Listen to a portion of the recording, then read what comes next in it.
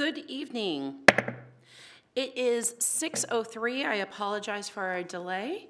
Welcome. We are starting this evening with a 30-minute executive session. The purpose of this executive session is to discuss performance of a public employee, potential litigation, and the legal or financial risks of a course of action. Vice President Farah and Director Song are attending this evening's meetings virtually. We will return at approximately 6:30 to adjourn the executive session and we'll call our regular meeting to order at this time. Thank you.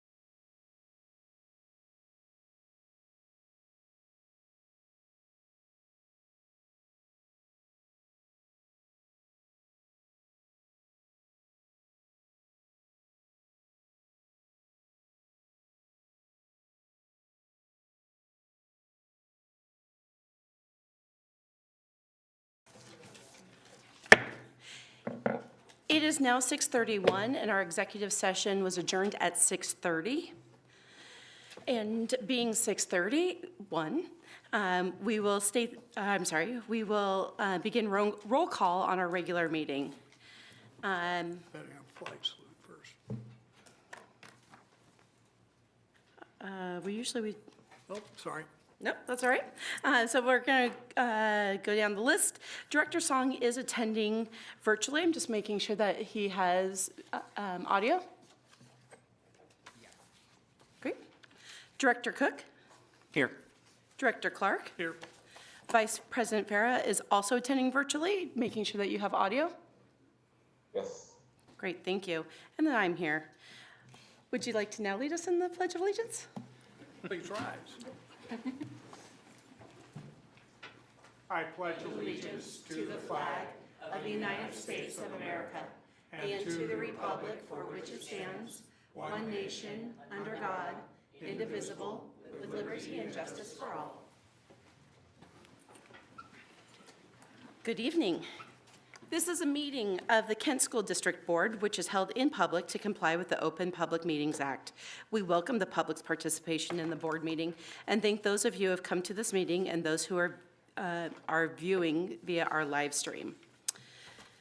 The purpose of board meetings is for the board to conduct its business in public. During the meetings, the board will listen to but not respond to comments from visitors.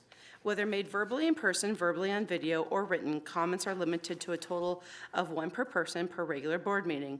One additional comment per person may be submitted for a public hearing topic if there's a public hearing on the agenda. All forms of public comment are subject to Chapter 4256 RCW Public Records Act. The public may comment at regular board meetings in a manner authorized by state law. All comments must adhere to Policy 1420 and Procedure 1420P.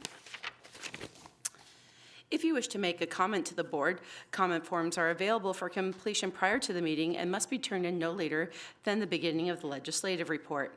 No forms will be accepted once this report has begun. Comments are limited to 3 minutes. Public comments will be heard after the opening, during preliminary communication from the audience, at specific agenda items, and during final communication from the audience.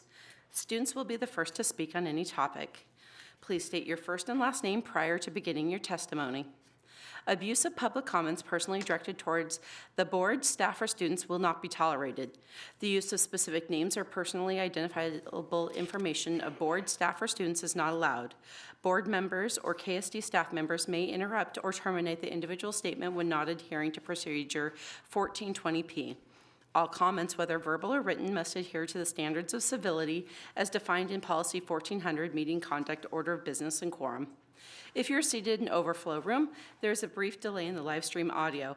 We will allow extra time for you to make your way into the boardroom after your name is called, or please come on in because we have a whole bunch of seats still available in here.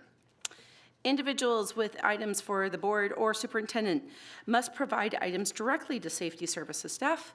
Approaching the dais during the board meeting is not allowed. Any items turned in will be provided to the board and superintendent following the meeting. Our land acknowledgement. Director Song, do you have the land acknowledgement with you? I do not have it in front of me. Okay, I'm going to go ahead and step in on this one this week. So we acknowledge we are gathered upon the ancestral lands of the Muckleshoot Indian tribe who historically lived throughout the area between the Cascade Mountains and the Puget Sound. We are now on to item number 1.07, agenda review. Superintendent Bella, are there any changes to the agenda? Yeah, President Margell, there is one change to the agenda. We'll be adding a supplemental personnel report to the consent agenda as item 8.25. Give me just a moment to put that in.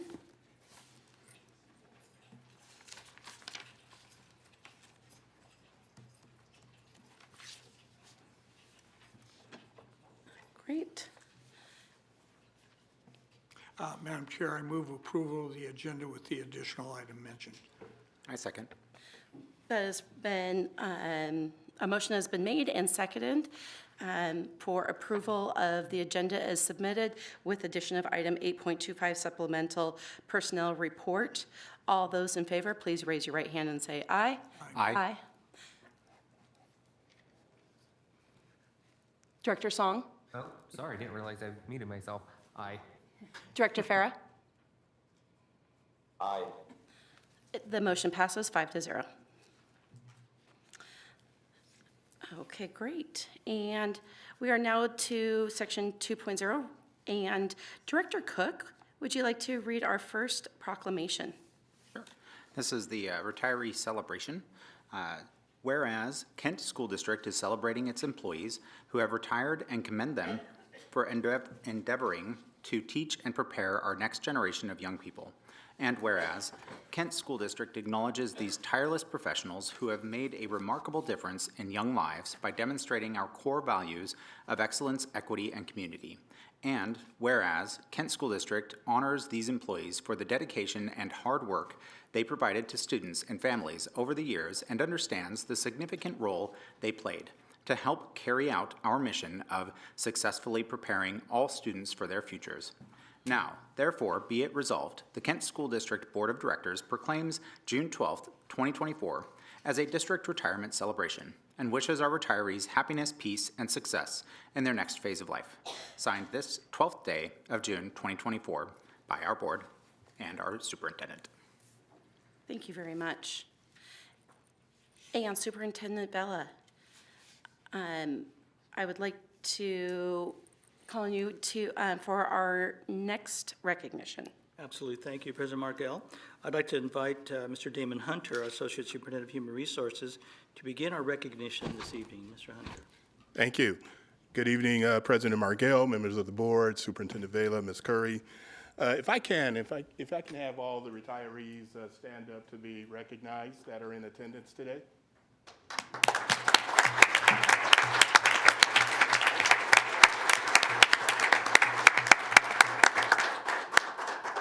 Just want to thank you for your dedication and to your years of service in education and to the Kent School District. The late great Fred Rogers said it best. Often when you think you're at the end of something, you're at the beginning of something else. On behalf of the Kent School District family, we wish you a retirement full of health, happiness, and friendship. And if we can have you guys stand again and come forward to take pictures with the school board, that would be great.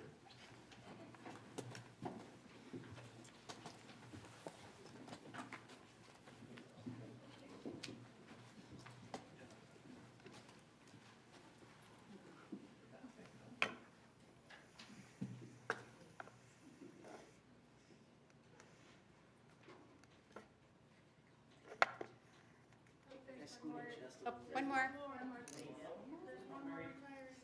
She's coming. Count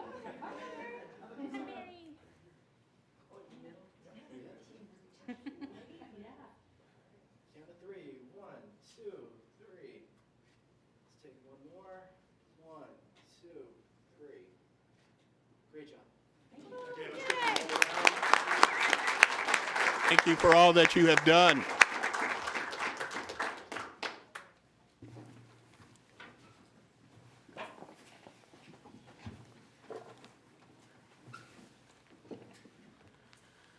Thank you to our retirees, Mr. Hunter, Mr. Vela. I have the pleasure to read our next proclamation, and it is an important one, but I'm also going to say it is a long one, so give me just a moment to go through this one. Proclamation on Lesbian, Gay, Bisexual, Transgender, Queer, and Intersex Pride Month for 2024. During Pride Month, we celebrate the extraordinary courage and contributions of the lesbian, gay, bisexual, transgender, queer, intersex, the LGBTQI plus community. We reflect on the process we have made so far in pursuit of equality, justice, and inclusion. We commit ourselves to do more to support the LGBTQI plus rights at home and around the world. For generations, LGBTQI plus Americans have summoned the courage to live authentically and proudly, even when it meant putting their lives and livelihoods at risk. In 1969, at the Stonewall Inn in New York, brave LGBTQI plus individuals protested the violence and marginalization they faced, boosting a civil rights movement for the liberation of LGBTQI plus people, and have transformed our nation. Since then, courageous LGBTQI plus Americans continue to inspire and bring hope to all people seeking a life true to who they are. LGBTQI plus people are also continue to enrich every aspect of American life as educators, entertainers, entrepreneurs, athletes, actors, artists, scientists, scholars, diplomats, doctors, service members, veterans, and so much more. Advancing equality for LGBTQI plus community is a top priority for my administration. I signed the historic Respect for Marriage Act, which protects the marriage of same-sex and interracial couples. As Commander-in-Chief, I was proud to have ended the ban on transgender Americans serving in the United States military. I signed historic executive orders strengthening the civil rights protections for housing, employment, healthcare, education, and the justice system. We are also combating the dangerous and cruel practice of so-called conversion therapy and implementing a national strategy to end the HIV epidemic in this country. We ended the disgraceful practice of banning gay and bisexual men from donating blood. We are doing the work here at home and around the globe where LGBTQI plus community members are fighting for recognition for their fundamental human rights and seeking to live full lives free from hate-fueled violence and discrimination. But for all the progress, we know real challenges persist. Last year, as we celebrated Pride Month on the South Lawn of the White House, I had the honor of meeting survivors of the Club Q and Pulse shootings, which tragically took the lives of LGBTQI plus Americans. Although my administration passed the most significant gun law in nearly 30 years, the Congress must do its part and ban assault weapons. At the same time, families across the country face excruciating decisions to relocate to a different state to protect their children from dangerous and hateful anti-LGBTQI plus laws, which target transgender children, threaten families, and criminalize doctors and nurses. These bills and laws attacked our most basic values and freedoms as Americans: the right to be yourself, the right to make your own medical decision, the right to raise your own children. Some things should never be put at risk: your life, your safety, and your dignity. To the entire LGBTQI plus community, and especially transgender children, please know that your president and my entire administration have your back. We see you for who you are, made in the image of God and deserving of dignity, respect, and support. That is why I have taken historic action to protect the LGBTQI plus community. We are ensuring that the LGBTQI plus community is protected against discrimination when accessing health care, and the Department of Health and Human Services, Department of Homeland Security, the Department of Justice launched a safety partnership to provide critical training and support to the community, including resources to help report hate crimes and better protect festivals, marches, community centers, businesses, and healthcare providers serving the community. The Department of Education and the Department of Justice are also addressing whether book bans may violate federal civil rights laws when they target LGBTQI plus students or students of color and create hostile classroom environments. Additionally, we're providing specialized services through the nationwide crisis helpline for LGBTQI plus youths who feel isolated and overwhelmed. Anyone who needs help can call 988 and then press 3 to be connected to a professional counselor. We are committing more resources for mental health programs that help families support and affirm their kids, and are starting a new federal initiative to address LGBTQI plus homelessness. We are finalizing new regulations requiring states to protect LGBTQI plus kids in foster care. America is the only nation in the world founded on this idea. We are all created equal and deserve to be treated equally throughout our lives. We have never fully lived up to this idea, but we have never fully walked away from it either. This month, we recommit to realizing the promise of America for all Americans, to celebrating courageous LGBTQI+ people, and to taking pride in the example they set for our nation and the world. Now, therefore, I, Joseph R. Biden, Jr., President of the United States of America, by virtue of the authority vested in me by the Constitution and the laws of the United States, do hereby proclaim June 2024 as Lesbian, Gay, Bisexual, Transgender, Queer, and Intersex Pride Month. I call upon the people of the United States to recognize the achievements of the LGBTQI+ community, to celebrate the great diversity of the American people, and to wave their flags in pride high. In witness whereof I hereunto set my hand this 31st day of May, in the year of our Lord 2024, and of the independence of the United States of America, the 248th. Joseph R. Biden, Jr.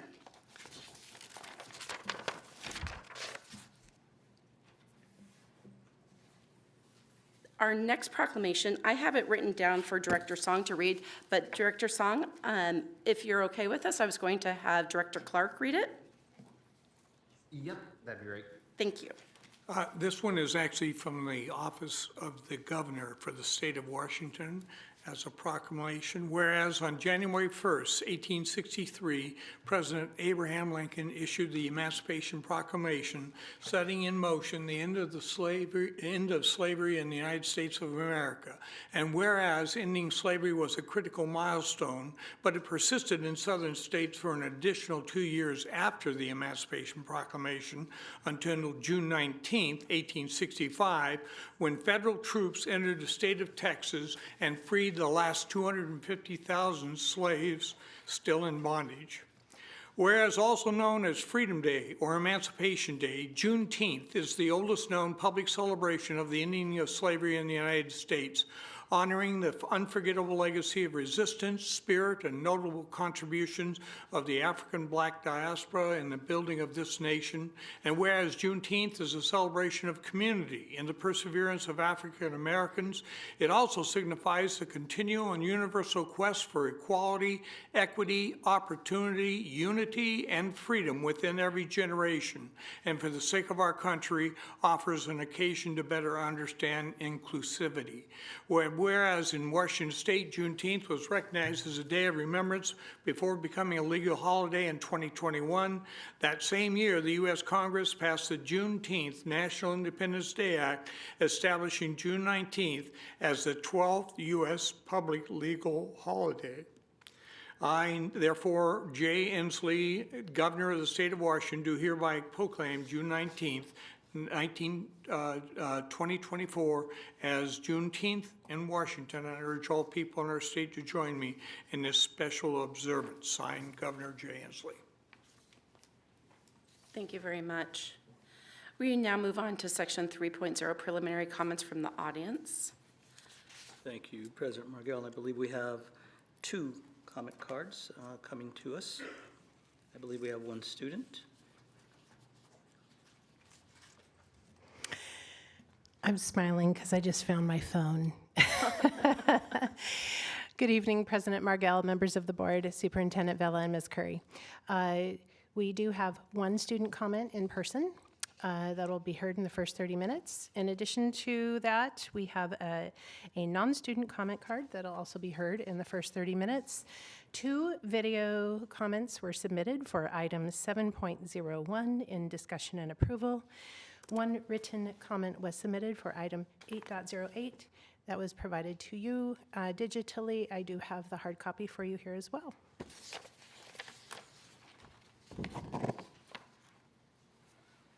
Oh, there it is. Thank you.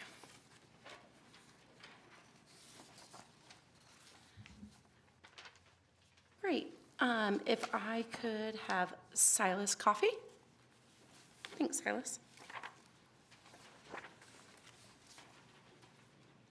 Hello, Kent School Board. My name is Silas Coffey. I'm the ASB president at Kentwood High School. The issue that I would like to discuss today is the drug problem. We have many students who will skip class to vape and do marijuana in the bathrooms. This has caused the bathrooms to be shut down and unable to be used most of the day. This is a big problem, especially because when students have to go to the bathroom and they walk halfway across the school to find bathrooms that aren't locked, that really stinks. We've tried vape alarms, we've tried like packets, it just doesn't seem to work. And I think my suggestion is that I think it would be very beneficial to our school if we could have the police involved with like drug dogs to really help verify or make these students realize the consequences of their actions. Because right now, all that is given to them is a packet for them to fill out, and that is not working because the next day, they'll just go back to it. There's no real punishment behind any students caught doing drugs in the bathroom. I have even walked in to like 20 students in the bathroom, some vaping, some not. I mean, it's really bad. And marijuana, especially, will stink up whole hallways in the school. It is a horrible situation. But I think if the police were involved, I think this would be highly beneficial to the school and really, really help get the bathrooms unlocked and people stop skipping class and get their grades up. So that is all. Thank you. Our next speaker, Teresa Gregory.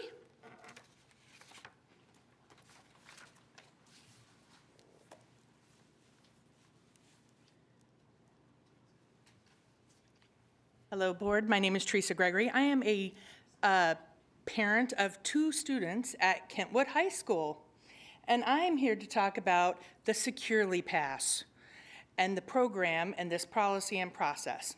So, first I want to tell you, I want to know if Kentwood is preparing our kids to work at Amazon, at the distribution center, in fact, because for 26 minutes every hour, students are not allowed to use the restroom. They have to request a pass. That process, I did it tonight. Thank you. I was shown how to do it. It takes 3.5 minutes. So that actually takes the time to 30 minutes of every hour that students are not allowed to go to the restroom. 10 minutes at the beginning of the class, 10 minutes at the end of class, and 6 minutes of passing. Now you would think during passing time you would be able to use the restroom. However, my daughter walks from one area of the Kentwood to the other side. It takes 5.5 minutes to get across. So she barely makes it to class, let alone be able to go to the bathroom during that time. My concern is the bathrooms. For 3 years now, my daughter has been there since a freshman. She is now a junior. We have had ongoing issues with the bathrooms. It's a constant, oh, we're going to close them. Last year, we started putting bars on them. I was like, we're putting bars on the bathroom? We're locking them during assemblies? During an assembly, the bathroom closest to the assembly is locked. It has gates on it and locked with a padlock. They cannot use the bathroom during an assembly.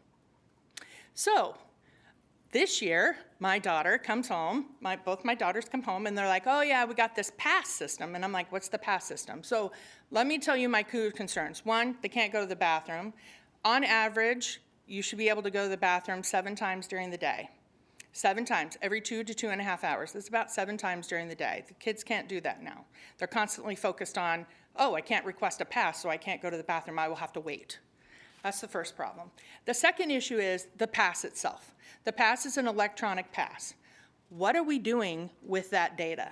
What is the information? Who is holding that information? How is that information being used? That information is then used by counselors. Kids are now going to be brought down to the office. You used the bathroom 6 times last week. Why were you using the bathroom? So I have concerns with that. My daughter has a medical condition, so I contacted the school. I have not heard back from the principal yet, but I was told she can get a 504 exception. Well, my mission now is every senior next year at Kentwood is going to have a 504 exception. We don't have a bathroom problem. We don't need a pass system for the bathroom. We need a discipline problem. We have disciplinary issues at Kentwood. We have drug problems in the bathroom. We have children filming each other making out, which is now child pornography, because now it's on their phone and they're sharing it. So we have a discipline problem. We do not have and do not need a pass. Thank you. Thank you.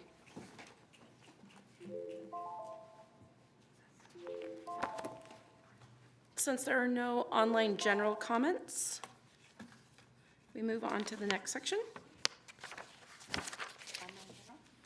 I don't see any online general. Okay. Great, and now we move on to section 4.0, the superintendent report. Superintendent Vela, could you share your report with us? Thank you, President Margell. Tonight, I begin by offering my heartfelt congratulations to each and every one of our KSD graduates. This past week, we celebrated their dedication, perseverance, and the countless hours of hard work to achieve this significant milestone.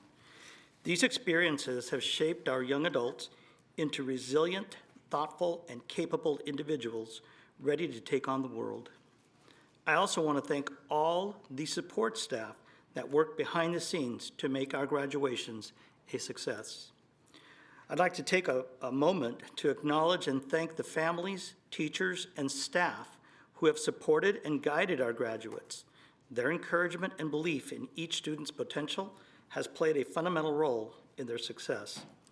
As these graduates enter the next phase of life, whether it be higher education, entering the workforce, or exploring new opportunities, I encourage each graduate to carry with you the knowledge that you are equipped to achieve great things. Continue to strive for excellence, embrace new challenges with confidence, and remain curious and passionate about learning. Congratulations to the class of 2024. And speaking of congratulations, I am pleased to announce the state's auditor's office recently completed 2 audits in our district, specifically the accountability audit and the 2023 financial audit. Both audits resulted in no findings. The absence of findings reflects our commitment to transparency, efficiency, continuous improvement. We remain focused on our goal of delivering the highest standards of education to our students while being accountable to the community. I recently received a link to an article in the Seattle Medium about Mr. Tyshawn Jones and his incredible students in the automotive technology program at Kent Meridian High School. This article highlights Mr. Jones and his work to prepare students for their futures. In the article, Mr. Jones is quoted as saying, "Classes such as this prepare students to be ready for success in post-secondary education, gainful employment, and citizenship, and equip students with the necessary skill sets to succeed." Mr. Jones, a Kent Meridian High School graduate himself, has come full circle by teaching the next generation of students at the very school that helped shape his own future. I am pleased to announce that 4 of our schools have been recognized by the King County Green Schools Program. Congratulations to Glen Ridge, Horizon, Park Orchard, and Sawyer Woods for their efforts to reduce waste and increase the sustainability of their school community. This past Monday evening, Director Cook and I attended a book release party celebrating 15 Kent Meridian student authors who shared their inspiring stories in We Are America Kent, Voice of the Nation's Future. Each student's journey and cultural narrative moved me deeply. I extend my heartfelt thanks to Dr. Marissa Windmill for her hard work and dedication in facilitating, producing, and publishing this remarkable project. Thank you again, Director Cook, for joining me. One strategic need we have focused on is the establishment of a long-term capital funding source for our district. As we know, 3 recent attempts on the ballot have been unsuccessful.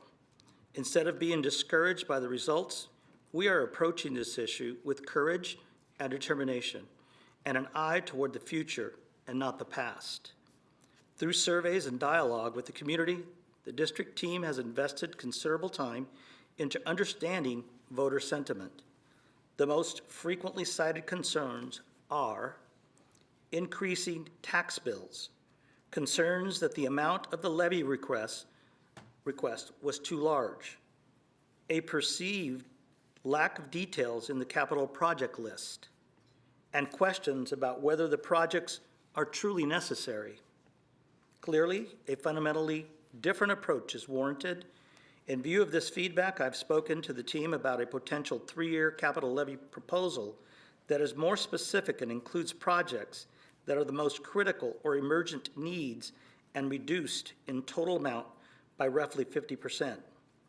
While this reduction impacts what we can do for our students, it sends a clear message to our community that we understand and are responding to the recent results. I've brought this to the board and received feedback about the possibility of approving a levy resolution for the November election. To that end, we have given notice of public hearing to receive community feedback on this approach and will provide additional information at our June 26th board meeting. This month, we come together to celebrate National Pride Month, honoring the beautiful tapestry and diversity that enriches our community throughout the year. It is a time to recognize and embrace the unique identities that make each individual special and valuable. We extend our heartfelt thanks to our teachers and staff for their unwavering dedication to creating a supportive and inclusive environment for all. Their commitment to nurturing a culture of respect, understanding, and acceptance is instrumental in shaping a community where everyone can thrive. This upcoming week, we will joyfully celebrate Juneteenth, a day that holds special significance in American history. As we recognize Juneteenth, let us reaffirm our commitment to upholding the values of freedom, equality, and justice for all. It is time to come together, commemorate the progress that has been made, and recommit ourselves to the ongoing journey of building a more inclusive and equitable school system. May this Juneteenth be a day of reflection, celebration, and renewed dedication to creating a better future for generations to come. Thank you, and this concludes my report. Thank you, Superintendent Vela. We are now moving on to section 5.0, which is our legislative update. This is also the time wherein all remaining comment cards need to be turned into the blue box at the back side of the room, over there. Seeing none being raised over, Director Clark, would you like to give the legislative update? So last Tuesday was the monthly Zoom call from the legislative reps of the districts of the state. And their focus at that point was on backing various routines to get student input on the various boards of directors. And I've always been blinded by the concept of a single student sitting on the board to represent. As you can see by the flags, there are 7 different institutions that have students working on graduation credit. So that dispersal makes it extremely difficult to handle that in just that fashion. So I'm very pleased with the efforts that we make in this school district on a broader scope with the student advisory, which is still a work in progress. But the point is we're trying to get direct input from students in terms of things that need to go on and things that need to change. And that concludes my report. Thank you very much, Director Clark. We are now pleased to have a couple different presentations this evening. And for our first one, I'll call upon Superintendent Vela to kick us off. Thank you, President Margot. We're excited for the board. As you know, we've been really focusing on student voice and really seeing the great things that our students have in terms of the work that they're doing, in particular community service work in this case, and some of the other pieces they're doing. I'm pleased to introduce Mr. Randy Heath, our Associate Superintendent of Learning Supports, who will introduce our first guests. Great, thank you, President Margell. Superintendent Vela, members of the board. Yes, it is my pleasure to introduce tonight our second of youth councils that came to see us. If you remember, a few weeks ago, Kent Police Youth Council showed up and gave a presentation. And tonight we have another presentation from our city of Covington.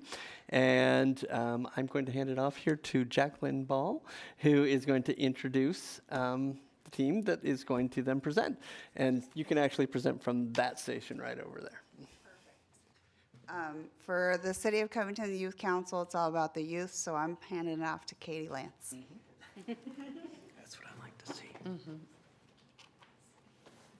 Good evening, President Markle, members of the board, Superintendent Vela, and Ms. Curie. I actually have some of our other members here that we'll introduce when they come up and share, but I'm currently, well, I just graduated out, but I'm the chair of Covington Youth Council currently.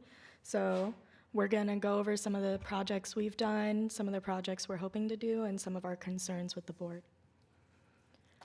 Thank you for everything you do as our board, your willingness to help and learn from the people you represent. We know your job as public servants is hard, and we appreciate you. Thank you for volunteering your time and helping to better our district.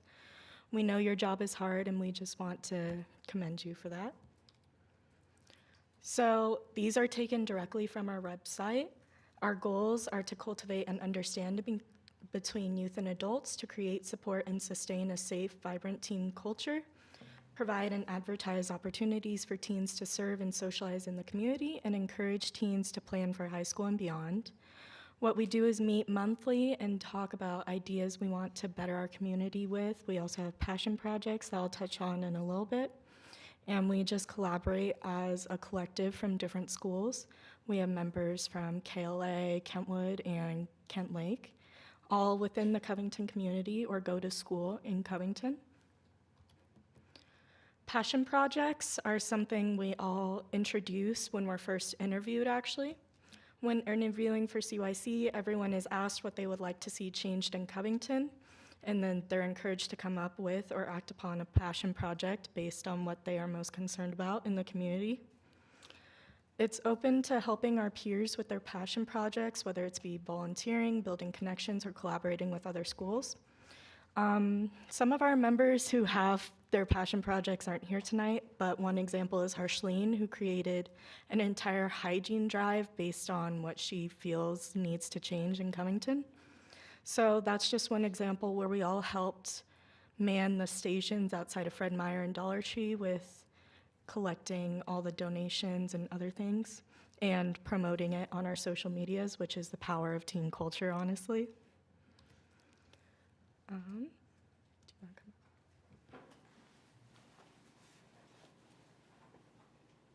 Hello again. My name is Silas Coffey. I'll be covering LIAC. This was a trip to Olympia where we got to meet some of our representatives of our district.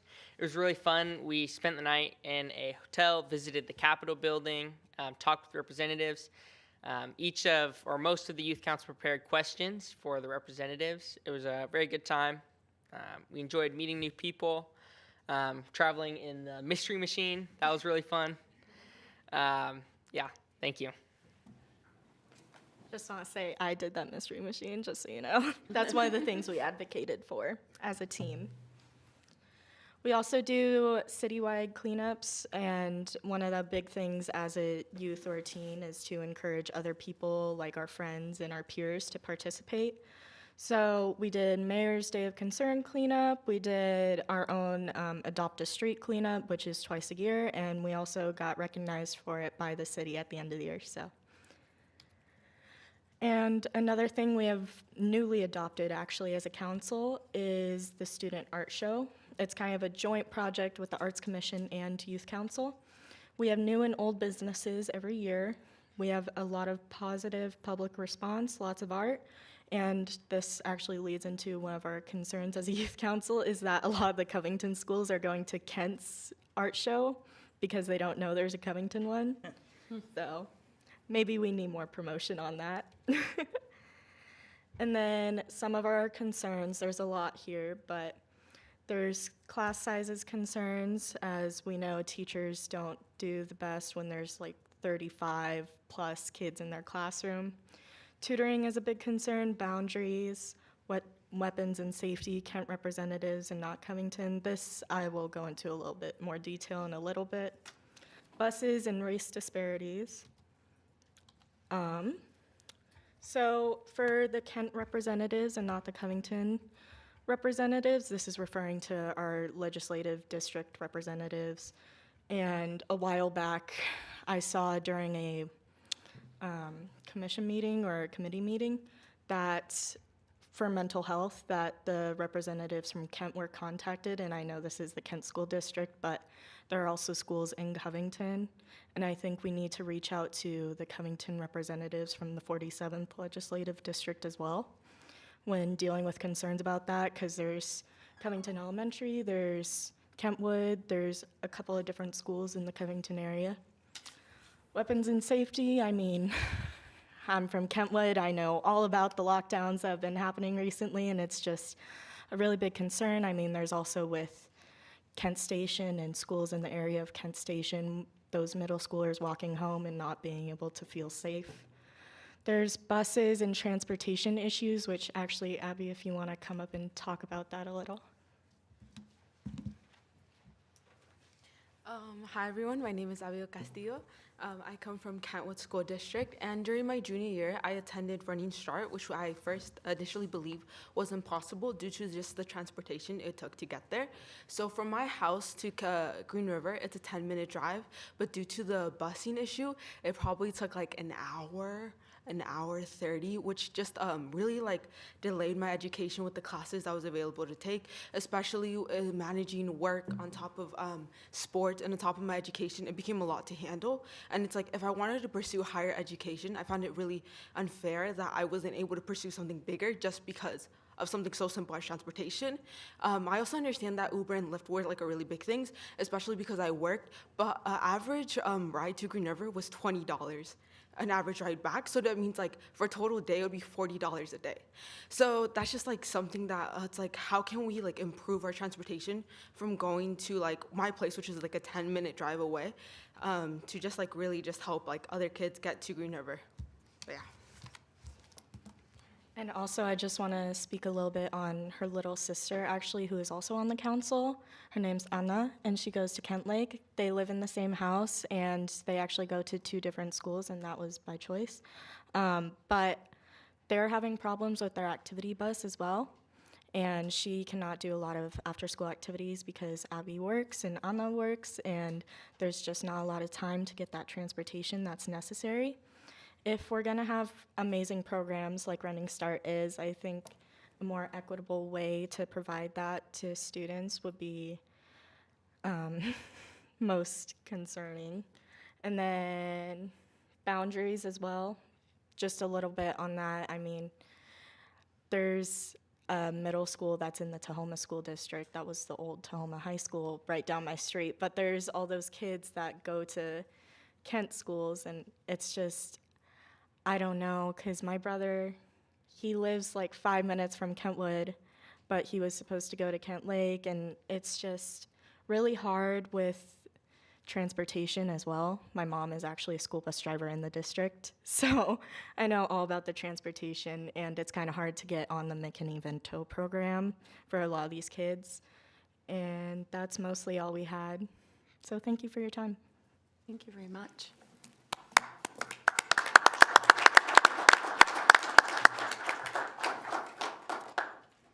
Any questions or comments from the board? So you did mention, I don't know if you want to go back up so you can answer. That way our other board members can hear you. I did have a question on the busing issue. So I know you had mentioned that you had had some issues getting to Green River. I'm guessing that you're taking public transportation, is that correct? Yeah, I'm taking public transportation in my bus stop. Would you be able to? Would you? Sorry. Just so our online viewers could also hear. Thank you. Oh yeah, so I take public transportation, and my bus stop, I'm extremely lucky. Where I live, my bus stop is like right in front of my house. So even with like not even me having to walk to a bus stop, it's like a 2-minute like uphill walk. My bus stop is right there, and even with that like really big like what is it called, benefit, it still takes like an hour to just like commute because there's 2 buses that I have to take. Okay. Have you talked to the like King County Metro, or have you guys engaged with other? Because this, I know this seems like it would be an education thing on the school board side, but we don't provide transportation directly to Green River, as far as I know. Yeah. Correct me if I'm wrong, anyone in the room. So, but the issue would be that. Since we don't provide it, it might be a better idea to go to like your King County Council member. Which I'm not sure which district you're in as far as that goes. But if you look that up, you can go to one of their meetings and provide public comment there, because this is just a suggestion, because it would be more beneficial most likely to you, because then you're going to get the person that actually has some control over that. Here, there might be some options that we have, and we could certainly discuss those as far as getting you from where you're currently at to somewhere that maybe is easier to get to the exact bus you need to get to, something like that. But that would be a bigger discussion as far as what we could do as a district to assist with that. But I just wanted to bring that up so that maybe you could look at that as another option. Director Cook, thank you for that. There was one of the members of my staff can also help you with some other passes that might be available to you. So be sure my team can share that with you. Thank you. Thank you. We do appreciate that. A lot of that segment was kind of just making the board aware of this problem if they haven't been previously. And we are youth, we are teenagers, and it might be more difficult coming from a teenager to find these resources and trying to figure out who to talk to. Of course, yeah. Did any of you have any questions? I mean, this is a back and forth, so it's a little bit different than the public comment section, where we don't talk back and forth, and you could ask questions if there are things that you're wondering about that for the school board. I mean, we may not be able to answer, but we'll do our best if you guys do have questions. And of course, we can also speak offline too. And yeah, of course. I do have one question. There's a lot of unsidewalked areas in my area personally and around the district. Would you guys have any control over that, or do you know how bad the problem is? So the only places that we have direct control are places that we own. So if the district owns the entire property, so if we own it all the way to the street and we own the pathway, there is something we might be able to do. That doesn't mean we can. It's dependent on the city or municipality, because it may not be an incorporated area, in which case an unincorporated King County would be in charge of that. But there are ways to look at those sorts of things. It's one of the problems that we have specifically over at Canyon Ridge. It would be wonderful if we could get sidewalks on both sides of that road, but the problem is we don't own all the property from one end to the other. And so because of that, we would have to get buy-in from the other owners of that property and then have to do stuff along that line, and it's very difficult. But if it's something that we own the property on, we could certainly take a look at it. It may or may not be able to be done due to budget concerns, but outside of that, it's certainly something we could take a look at. I would suggest if you have specific places that you're looking at, send them over to us so that we can take a look at it. Right. Thank you. I think just to add on to that, one of the best things that I think that it comes out with the youth councils, the partnerships, right? And so that's one of the things that we can do, right, is the partnerships of the school district and the municipalities. The more people that you have working together, the stronger the voices. And I think that more than anything, what I'd like to reiterate is we want student voice. We appreciate it. I mean, we're so glad that you're here tonight, but really all the work that you've been doing throughout the year and continue to do. And so we're your partners, and we hope that you are ours too, so we can work on those things together to really make this a great area, Kent and Covington and our unincorporated areas for all of our students and families. So thank you very much. Thank you. Any other questions from our board? Director Song, Director Farah? Nothing for me. Great. I would like to ask if it's possible with our different students that are here, if we could possibly get a picture with you guys. Would you mind doing that? Great. Can I invite the bar and have it?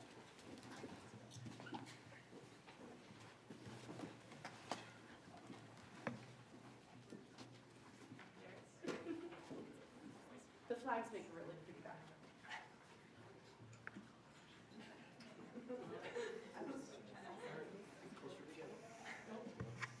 We'll double this up.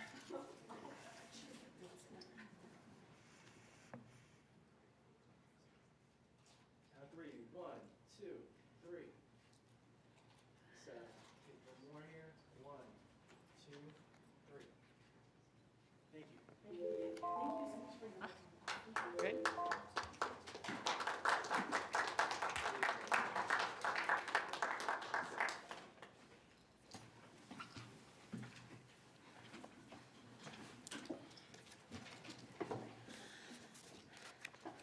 Again, just my heartfelt thanks for both the adult leadership, but our students that came in today to join us for that presentation. I personally am super interested in hearing more about what the LYAC and going down to the state capitol and hearing more about that. So thank you very much, and I appreciate your presentation tonight. We now move on to our next presentation, and I call again on Superintendent Vela. Thank you, President Margell. I'd like to invite Ms. Simone Hamilton, our Director of Equity and Strategic Engagement, to begin our presentation. Ms. Hamilton.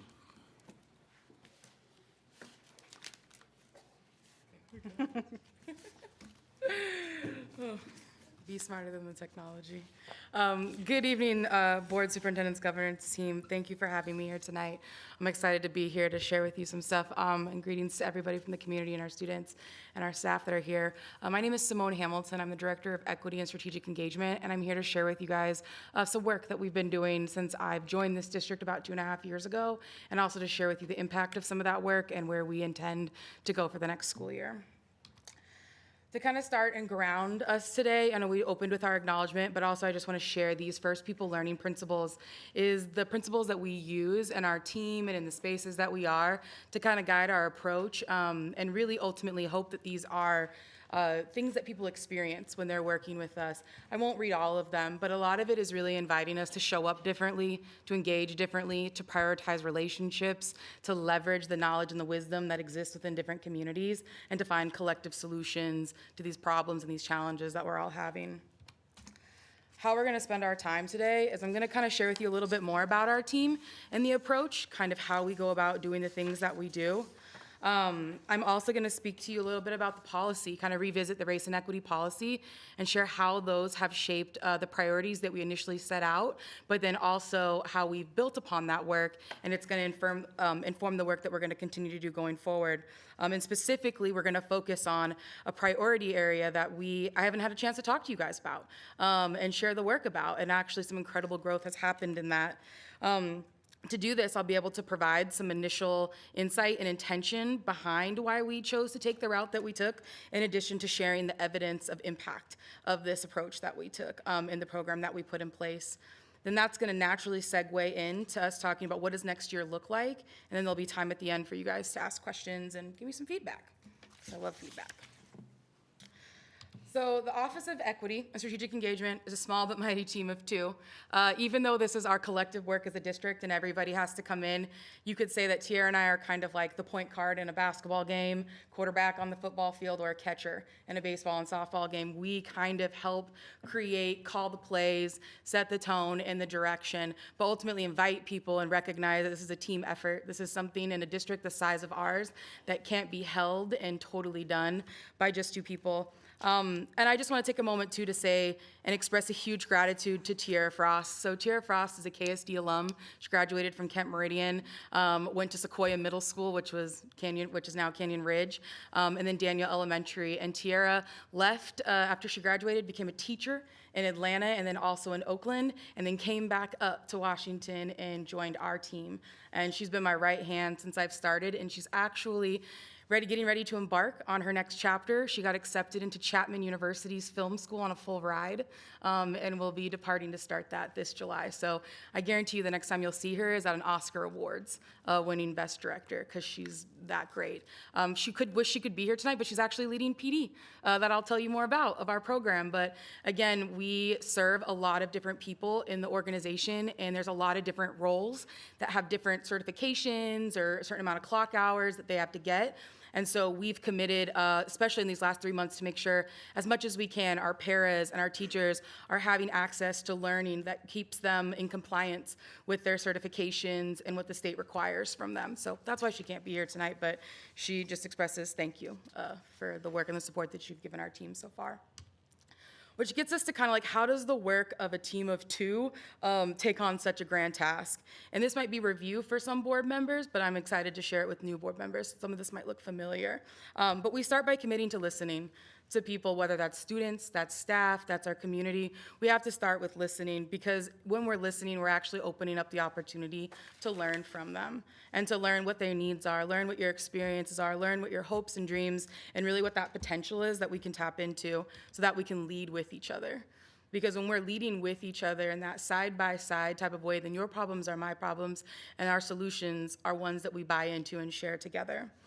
And so throughout our iterations and engagements with people throughout the year, we're constantly approaching and providing these types of, I don't want to call them services, but opportunities for relationships and solution finding, whether it's through learning and growth opportunities, being a part of teams to identify key levers to make change in the system, whether we're like a coach or a resource or a convener or a designer. Ultimately, from top to bottom in this list, we're a multi-hyphenated team that does a lot of things throughout the district. We really pride ourselves on trying to find yeses to things and yes ands to things, and we're ambitious and kind of push the system. I think there's a joy that comes from being a little bit younger in the system. Like, I'm nowhere near close to retirement right now, but we bring a different perspective that I think really helps bridge between like some of our, what I call seasoned and wise staff, and then our young students, and helping kind of bridge that divide as, you know, token millennials is what I call ourselves, which we love that role. Which then brings us to further, not just like how we do our thing, but like what are the things and the behaviors and the mindsets that we need to adopt. This graphic may look familiar because it's connected to street data, and I know Dr. Kim and her team did some presentations on that, and I've done some presentations on that. But a part of this diagram that I really want to call out is that to be a successful change maker in the system, like public education, you have to have the right mindsets. And I believe every day that you wake up with a chance and a choice. And the mindsets that we choose are really, really imperative to the level of growth and the type of growth that we want to experience. So we hold the mindset of radical inclusion, which to us means going beyond just including people and supporting them and feeling like they belong, but it's about ensuring people can be successful in spaces, in places, and the opportunities that we create. We also hold the mindset of curiosity, which means we ask more questions than answers, and we go beneath what is being said or what's happening to really try and get to the why. We also hold the mindset of creativity. Tia and I are both artists at heart, and this is a way of thinking and being that is just ingrained in who we are. It's about tapping into our imaginations and always finding that third option, not being trapped by the binary of this and that, good or bad, or yes and no. There's always a third option. And lastly, we hold the mindset of courage. And I know Superintendent Vela mentioned about courage in his opening remarks, but that none of this and none of the rest of what we're trying to accomplish is possible without the courage to try, without the courage to ask or the courage to make a mistake, and the courage to do something that's also maybe never been done before. And I know that public education system is a system of routine, it's a system of structure, and deviating for some of those routines and structures can at times be nerve-wracking and, you know, pressure building and anxiety, but we have to have the courage to be able to step outside of what we've always done, to be able to be something and achieve something we've always wanted. So now that you know kind of how we approach our work, you're probably wondering, you know, what is actually the work that you do? So when I first joined KSD in school year 21-22, I used the board's race and equity policy, 1801 and 1801P, to kind of help guide the work of our team. It's a lofty policy that already existed when I started, and it's huge. It has 3 core values, which are in alignment with our district's core values. It has 6 district beliefs that are in it, 7 commitments, 11 agreements, and 14 objectives, largely naming to staff to, again, quarterback, point guard, be the catcher of this work. So big challenge, but also not impossible, but it required us to be strategic And I know that's why that's the second part of my title is strategic engagement, is because we can't do it all. So how do we strategically find where we need to start and to be able to make those impacts in those waves in a big way? So again, I encourage you all to read this if you can, at some point in your leisure, for whatever. So from the policy, we use data that we had collected from students. I remember when I was back here 2 years ago and I gave the presentation, I showed how we refined the priorities that were going to be achieved in a 2 to 3.5 year cycle. And a lot of that was informed by multiple years of student equity survey data, talking with young people, talking with staff, looking at climate data, and kind of use that to ground like where we needed to start and find out more. So some of these priority areas might look familiar to you. Priority 1, this gave birth to the student design teams, and most recently the district student advisory team that you heard from just a couple weeks ago.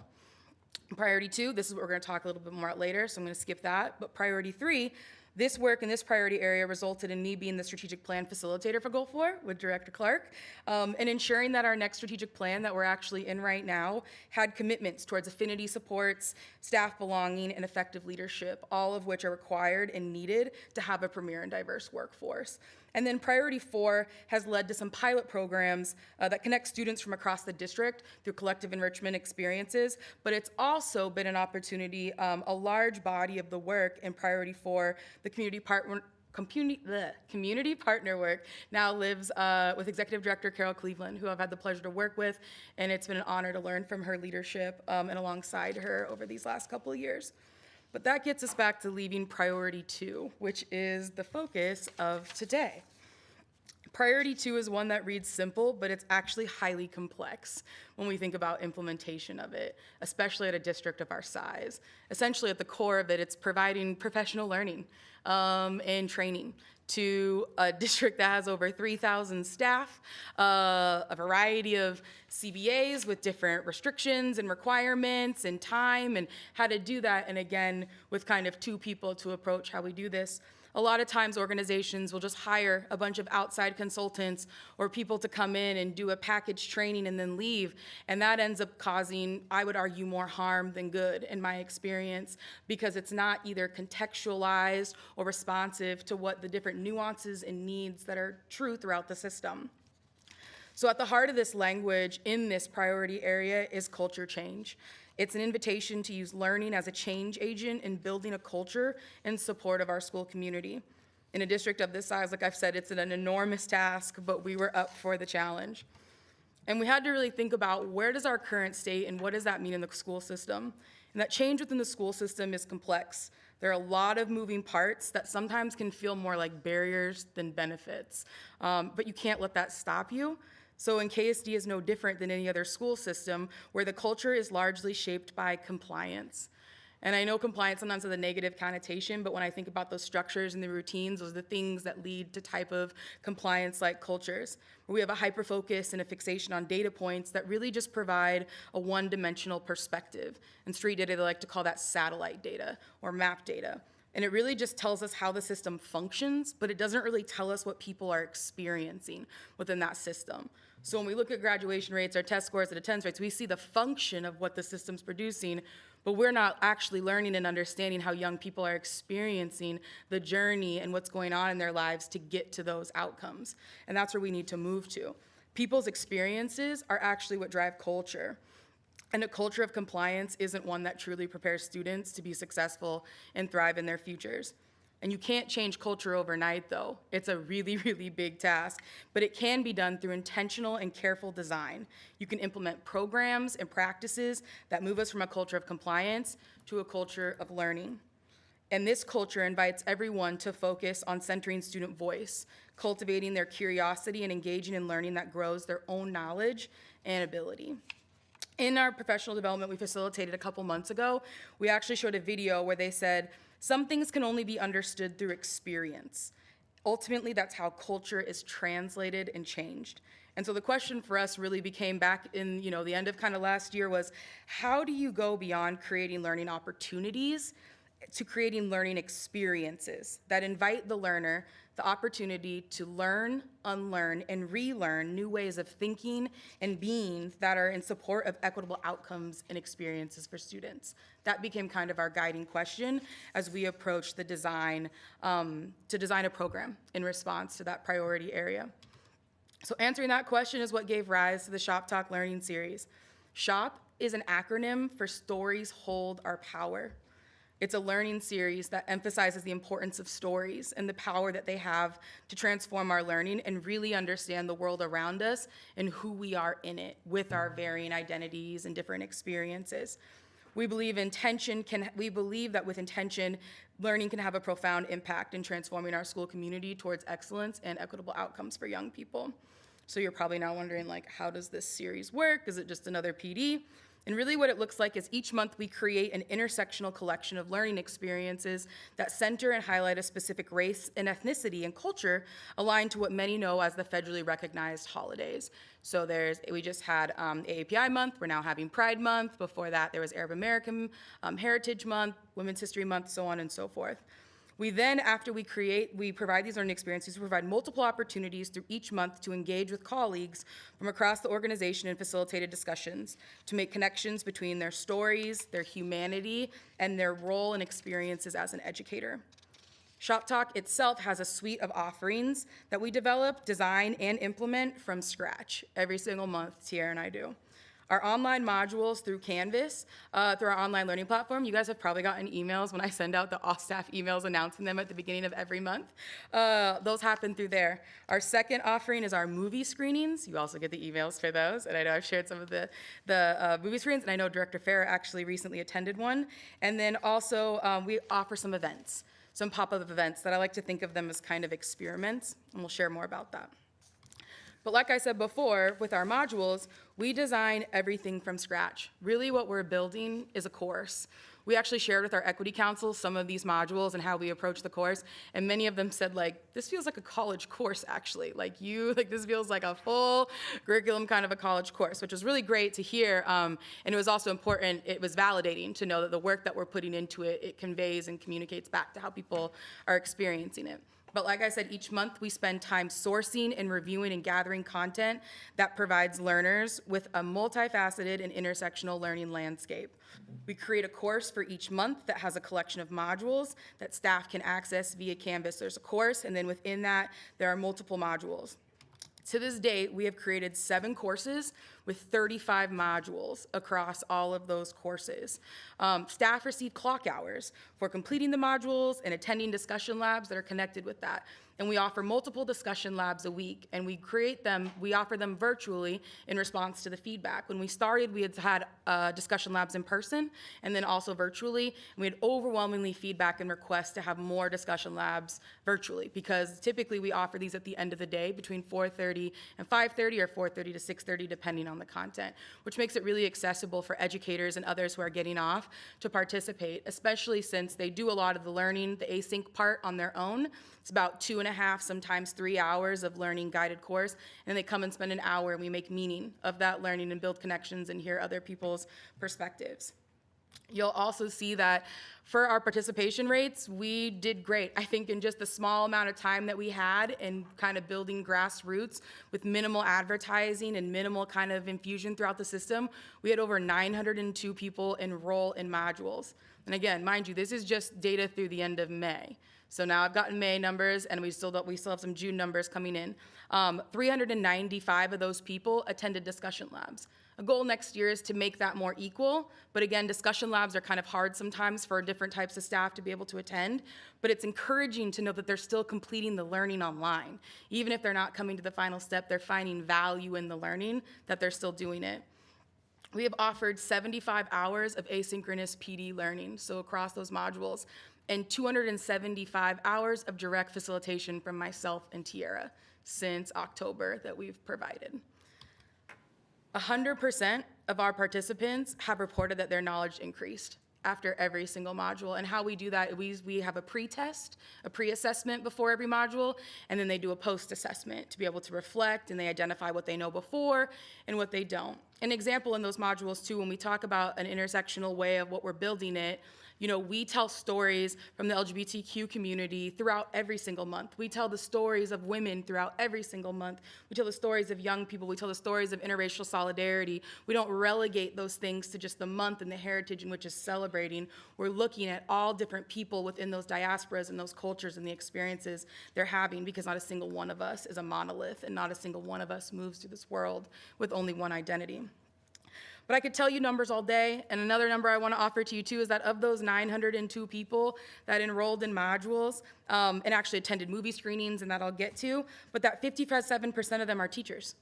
So over 50%, 23% are paraeducators, 13% are office professionals, and the remaining 7% are principals, administrators, food service staff, IT, and just other professional tech roles, which is really encouraging to know that this offering is not only interesting, but accessible and available to our staff beyond just our teachers in the classroom.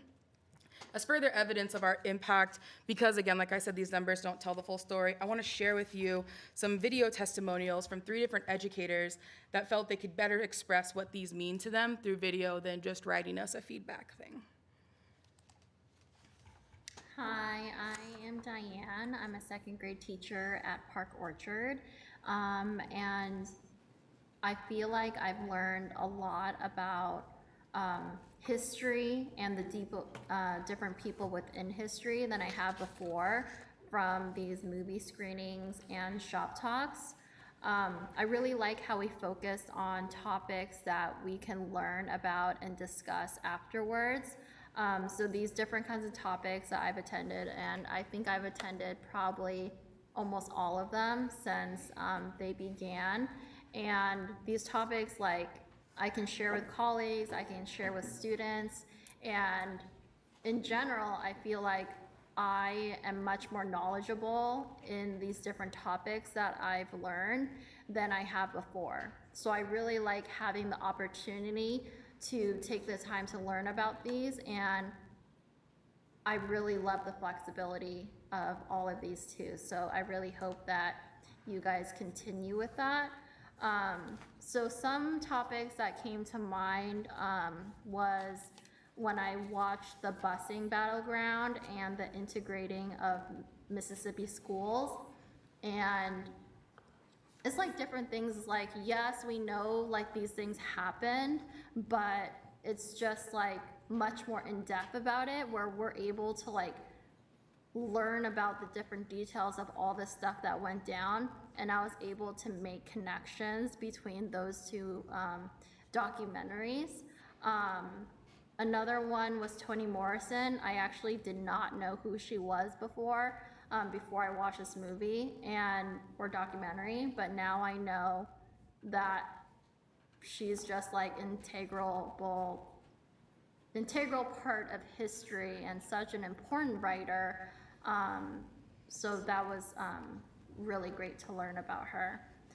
And another one was Slavery by Another Name.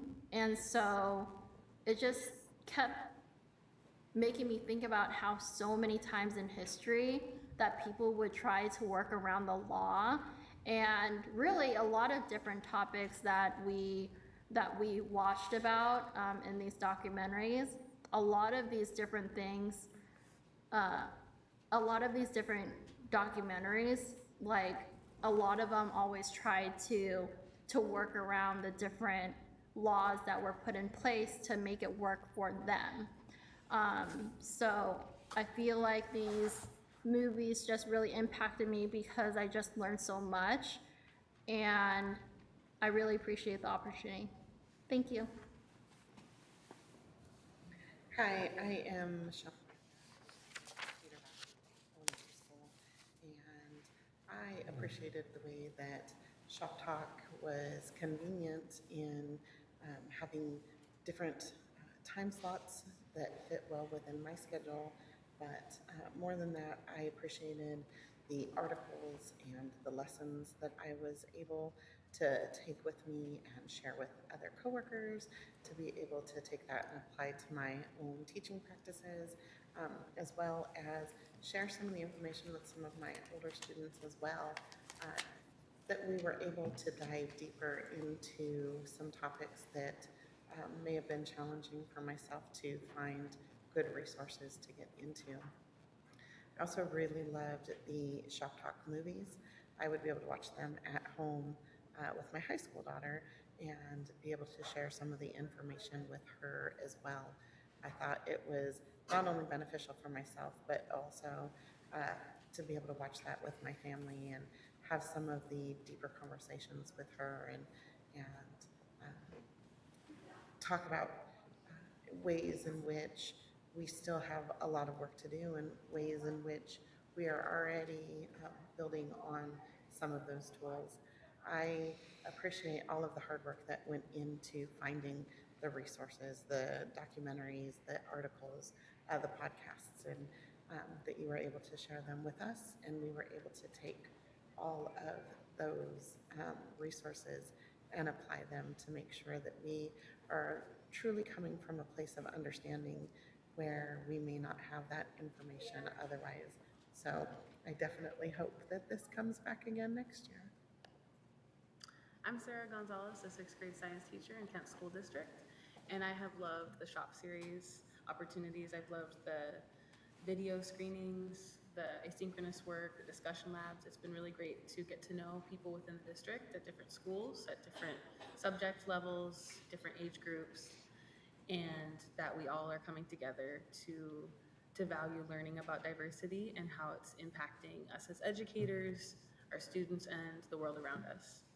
So I really appreciate that Kent School District has made such an awesome opportunity for teachers, and it's very motivating to continue on as we get clock hours and to learn more about these really important things. Awesome. So I wanted to share that too, because, you know, as a teacher, when we set like intended outcomes and learning goals for the classes, one of them is for people to feel comfortable, to be able to not only articulate their experience, but to feel that they can articulate their learning and share with others. And that's a really hard thing to measure, like if that's actually happening. And so when I offered the prompt for people to provide us feedback or a testimonial as if they were writing an Amazon review on this course, this is what it elicited. And so much in each of those responses is evidence of that. If a teacher, you know, was looking for evidence of understanding or just kind of progress, it's that. So I just appreciate all three of them. And that second teacher, her name was Michelle Miranda. The audio kept going down. We couldn't get it to go back up again, but I just want to call her out and just say a special thank you to Diane, Michelle, and Sarah for doing those. So the next kind of component, that second component, are the movie screenings, and these are also offered monthly. We aim to screen up to 6 movies a month with multiple times for people to watch and participate in the post-film discussions that we facilitate. These are some of the films we've had, but they're definitely not all the films that we've shown. We've shown a lot. I just didn't want to put all of them on the screen. But again, we watch films that offer different stories and perspectives. We talk about bias. We talk about other historical events. But the biggest challenge sometimes in finding the films is making sure that we have the rights and the permission to screen them. So that involves us sometimes having to pay a licensing fee for them, but also we're super thankful to YouTube and PBS, who have become film producers now.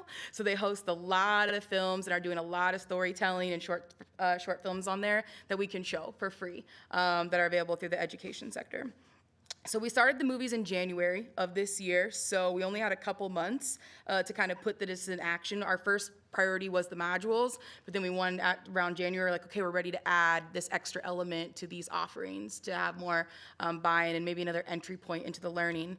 So as of the end of May, we've had over 1,000 people come to our movie screenings, and we've offered we've shown a total of 28 films since January. And again, some of those screenings of the same movie have happened a couple times, but that is an offering that we are allowed to have kind of bigger sizes of people in there because of how we organize and set up the discussion.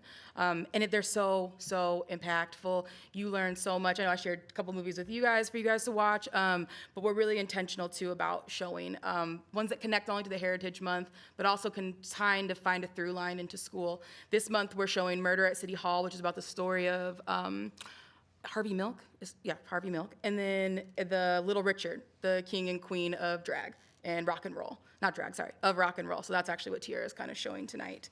But like I said, we started these in January, and they've been a really big, huge success. And we always have emails, people being like, can we have another screening? Can we have another screening? And so we're about to drop a couple more screening dates even for the rest of the month for our 12-month employee staff that'll still be around after school gets out. But again, numbers say one thing, but I just wanted to pull 2 quotes from feedback from staff members that had attended. One of them said, "I felt convicted to be more intentional about spotlighting AAPI history in my class. I realize it's not enough to read books with API characters and talk about different API traditions and cultures, but I need to learn more and teach more about important API historical figures who helped shape our world." That was from a high school teacher. And by AAPI and API, they mean Asian American, Pacific Islander, Native Hawaiian Heritage Month. The second one was from a middle school registrar, and she said, "I love that KSD offers these opportunities to learn about other cultures. It's helped me so much in relating to, having compassion for, empathy, sympathy, etc. for our students. I wish the parents could have the same education offered to them. I know it's difficult to take on, but just dreaming of the possibilities." And it was exciting to hear that, because that is part of kind of our expansion next year. When we talk about approaching adult learning and designing it, we really wanted to center our educators and our staff first and build out from there before doing too much, too fast, too quick, and not being able to essentially sustain that. Which then again brings us now to our I already read that one. Oh no, sorry, this was the third one, just from a paraeducator. "So much valuable discussion after the movie.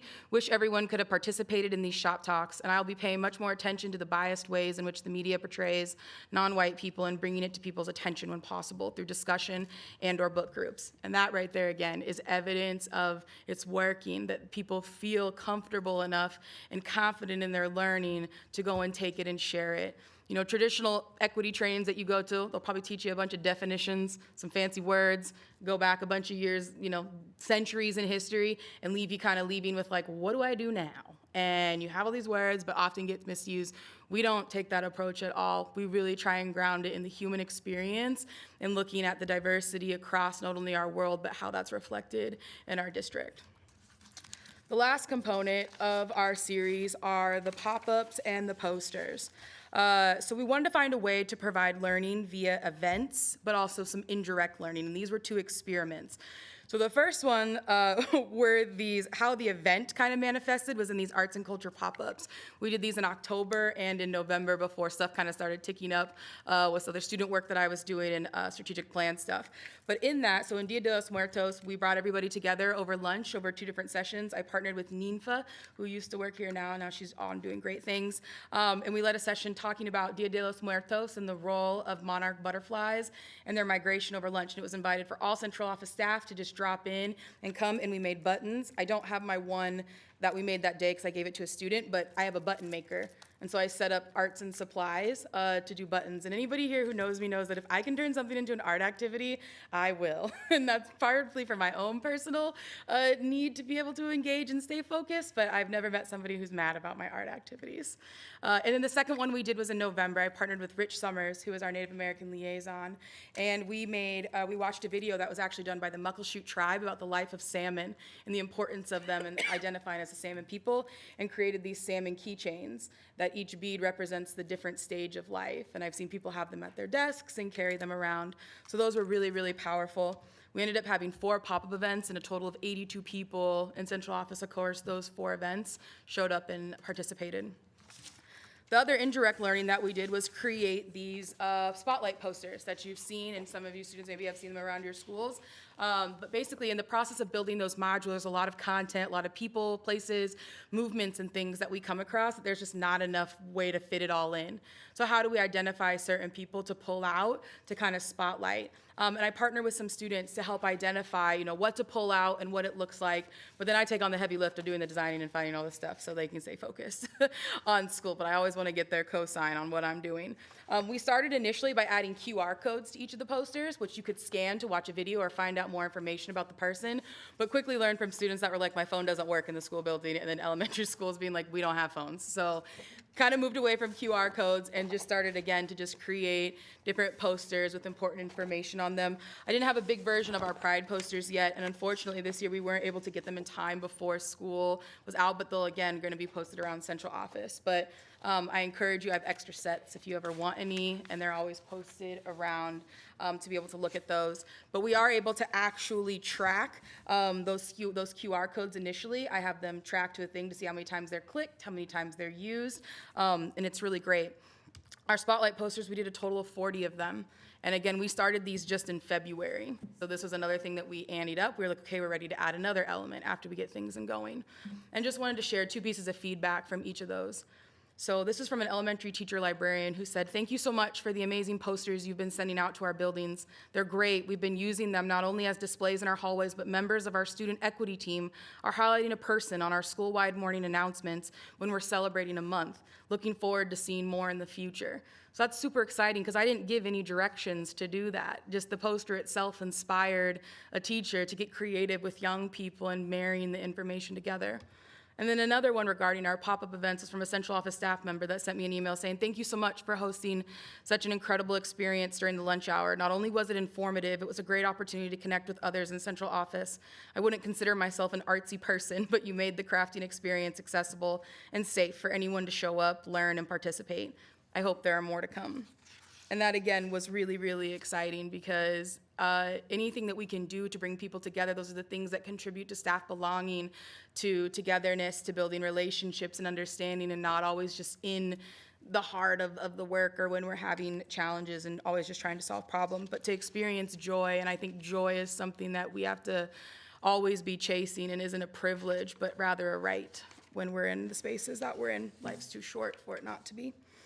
So I say all that to say, Shop Talk has been an incredible success. And in looking back at what we said we were going to do over the next 2.5 years as a team, I was sharing with Israel, we've done everything that we've done. And this was the last final thing to share out with you guys progress on and the impact that it's having. Which then brings us to our looking ahead section. And what does that mean for next school year? And setting our priorities and goals for this next kind of iterative, continuous cycle of improvement, we really wanted to ensure alignment to the strategic plan. Now that we have one, it'll always be, our goals and the work that we do will always be grounded in the policy, but wanted to make sure that there was coherence with the strategic plan and the work that we're pushing forward to maximize the use of resources.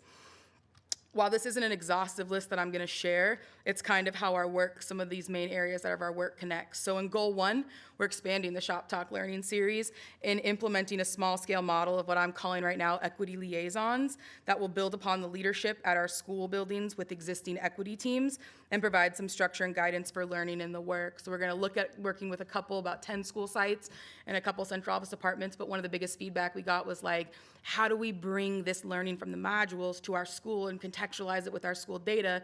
We have some incredible leaders throughout the system at our school buildings that are ready and just chomping at the bit to have something to teach and share with their colleagues. So ask and you shall receive, is what I'll say.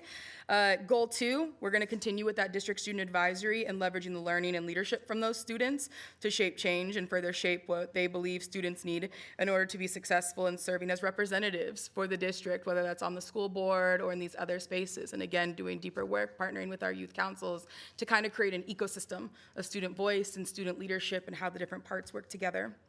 Goal 3, starting over the summer and throughout the year, we're ready to review the race and equity policy and make some revisions. We're at a pivotal point in our growth where there's been a lot of things in that have guided us to where we are. There's some things I think we're ready to sunset and also some things that we're ready to introduce and to do it in a way that's a collective and communal and invites a lot of perspectives. And lastly, with Goal 4, we're going to continue to support work specifically around inclusive spaces. We actually just completed a really cool data project that we'll probably be presenting to you in the fall. And we're actually going to be presenting about this data project in the winter at a statewide conference, research conference, because of the strategy that we used. And then in addition to that, always partnering with HR to support the programs that we have in place for retaining and developing our educators of color. And like I said before, we have a lot in store and plan for next school year, but I'm confident that the time that we've spent over these past 2.5, 3 years of listening and learning from others throughout the system, working with young people, working with staff throughout, that we're prepared to lead alongside them and lead alongside others in this district for the work. So with that, thank you for the presentation and time, and open for any questions or feedback. I have 2 questions. Yeah. One around the equity liaisons. So the different buildings have their diversity and equity programs within their school. And so this is somebody from that group that I would assume would be one of the liaisons. When you talked about earlier that you didn't really give direction on, you just kind of gave the information and then people were creative and used it for what they saw was best for their environment. Can you tell me a little bit about what you envision, like the direction? Is that, is that going to change? Is it still just kind of speaking around that? Yeah, so in my vision, I have this like an academy, like building like this kind of like academy ecosystem of learning. And what the equity liaisons is some of our buildings have equity teams. They've started them, staff have worked in partnership with their admin, and they've grassroots just started them. But I get a lot of emails of like, what do we do? Like, what data do we look at? What should we be doing? What kind of conversations that we should be having? And in a district this big, it's like I get like 20 different ways that they're all doing it. And so it's like, how do we as a department support, but also kind of tether everything together so that work isn't siloed, there's coherence, but that there's also consistency in how we're moving the work, because that's the way that we're going to be able to maximize resources and investment in this. So what the liaison is I've been working with a couple teachers that are actually on our equity council to help kind of refine the design of this. And what it'll look like is my team and I will naturally continue to build the courses every month with a variety of modules in it. We're going to invite these liaisons. We're going to, like I said, we're going to start at about 12 schools that already have equity teams that have been in existence for a little bit of time. And they're going to be able to nominate 2 people from each of their teams to participate in this. And in this, what this will involve is them being a learner first, so learning a module, getting the clock hours for that, discussing that, and then being able to attend a training after or a session after at the end of the day outside of their contract hours to learn, like make meaning of that module, but then also how can they facilitate that module. And that's the leadership and growth capacity building that's gonna be happening. So it's kind of not only are we growing knowledge sets, we're gonna be growing leadership and skill sets around leading this work and providing training. They'll also have the opportunity if they want to select one of the films that they want to show or watch as a staff. And then they're invited to come together and work with their school building leadership and work within their school teams to find a time during that month, any time that works. And they can get really creative about how they want to lead that space, whether it's within their PLCs, whether it's on an on-student day for whatever they have, however they want to do it, whenever their time is, they're going to be able to lead that with staff and to engage in this learning together, but more contextualized to their building based off their student populations. And then those that attend will be able to get clock hours. And we're also working out some other ways in which that we're recognizing the extra leadership and work that these people are engaging in to lead this effort at their school building beyond what we're doing at the centrally thing, and working for resources to be able to do that. I don't believe in people doing some of this work for free. And there is a lot of volunteer and blood, sweat, and tears and hard work that has gone to it this far. But we're working right now to look at that combination of clock hours and then what does it look like to either get resourced and provided support in a different way. And then that'll happen throughout the year. Another component of that program that one of the teachers came up with was this idea of like, if we can pick schools that are in similar strands, could they work on providing a strand event? Developing a strand event that could be available to the other schools and the families in that community. So again, bridging some of that gap too in the schools that don't have PTAs or PTSAs or PTOs or all the acronyms for the ways that families can engage and partner with schools. So that's kind of what we're looking at. And the reason we're starting small too is it's not like putting out an email and saying, okay, 44 buildings, I need 2 reps from everybody. Next thing I got like 88 people and how to manage all these things. Again, I think you got to start slow to go fast and to learn along the way. And I've gotten a lot of great feedback and just like, yes, we want to do this. Yes, we want to do this. How do we make this happen? So I'm excited for what that looks like. And part of that too is that'll free up a little bit of time that myself and my team have to be able to do potentially some more broader screenings and learning for community and other family members with this. Well, I think you make everybody excited. I think all of us are going to get up and follow you anywhere on this one right now, just from your enthusiasm about this. My last question, I think we're going to ask for taking offline because I think it's a much bigger one that I would really love all of our board members to be around is one thing that we've really talked about, and you said shape change in your goal too with the student leadership. I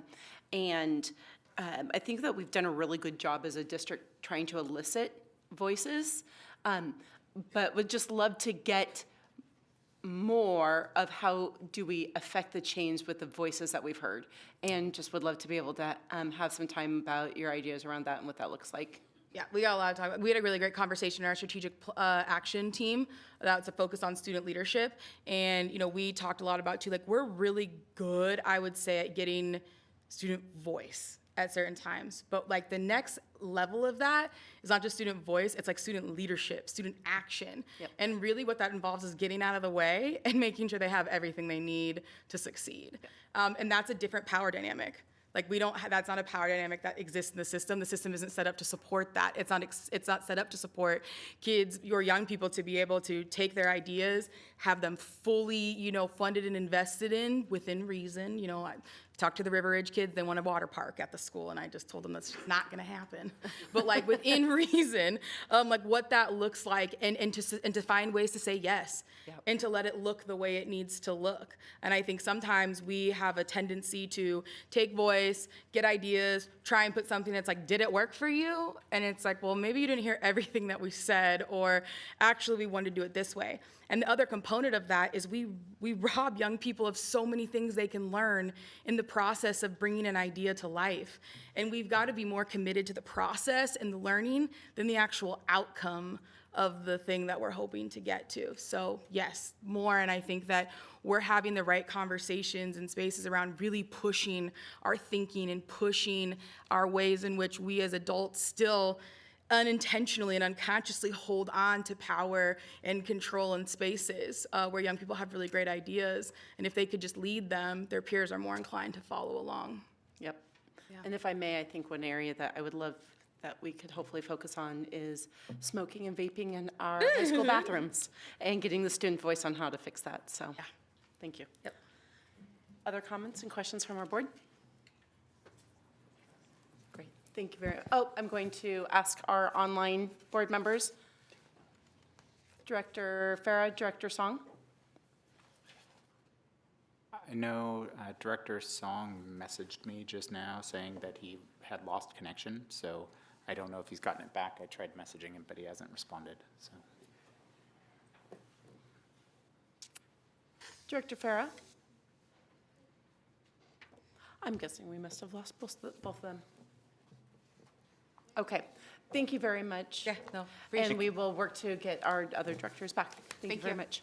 Thank you, Ms. Hamilton. It is 8:07. I'm going to go ahead and have a 5-minute recess that we can try to get our directors back online and allow all of us to stretch our legs for just a moment.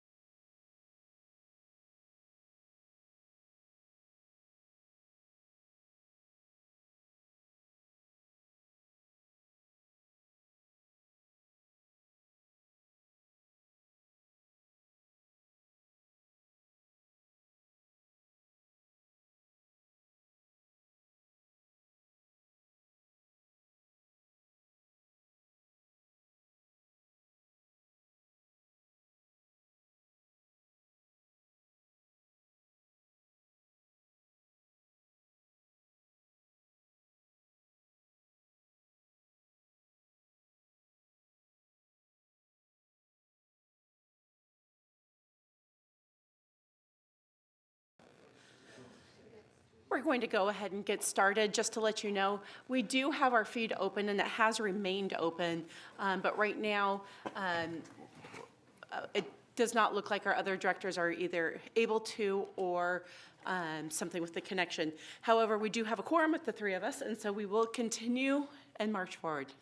President Marguerite, if I may, I'd like to, Mr. Leonard to come up just for us and our knowledge about, there is a quorum, we can continue to conduct business, just to share where we're going with the voting in that. Okay, thank you. Yes, just some clarification from Board Policy 1400, which does allow board members to attend virtually on any platform that provides real-time verbal communication without being in the same location for those in attendance. That's allowed. Certainly that's available for those board members.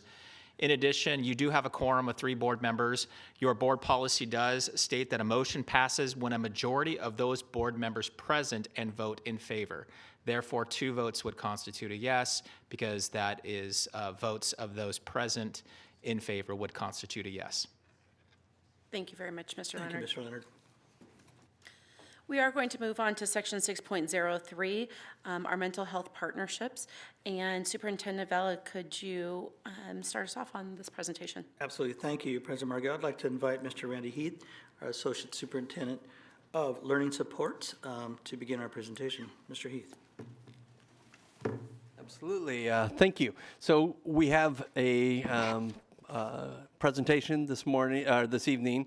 You'll see that we have some contracts coming up with our community partners later on in the agenda, and we thought it would be a good time to come and a little bit go through some of the work that those community partners do before you have a chance to vote on the contracts, and maybe ask some questions along the way and get those answered before that comes up on the agenda. Not that you can't ask questions during that time as well.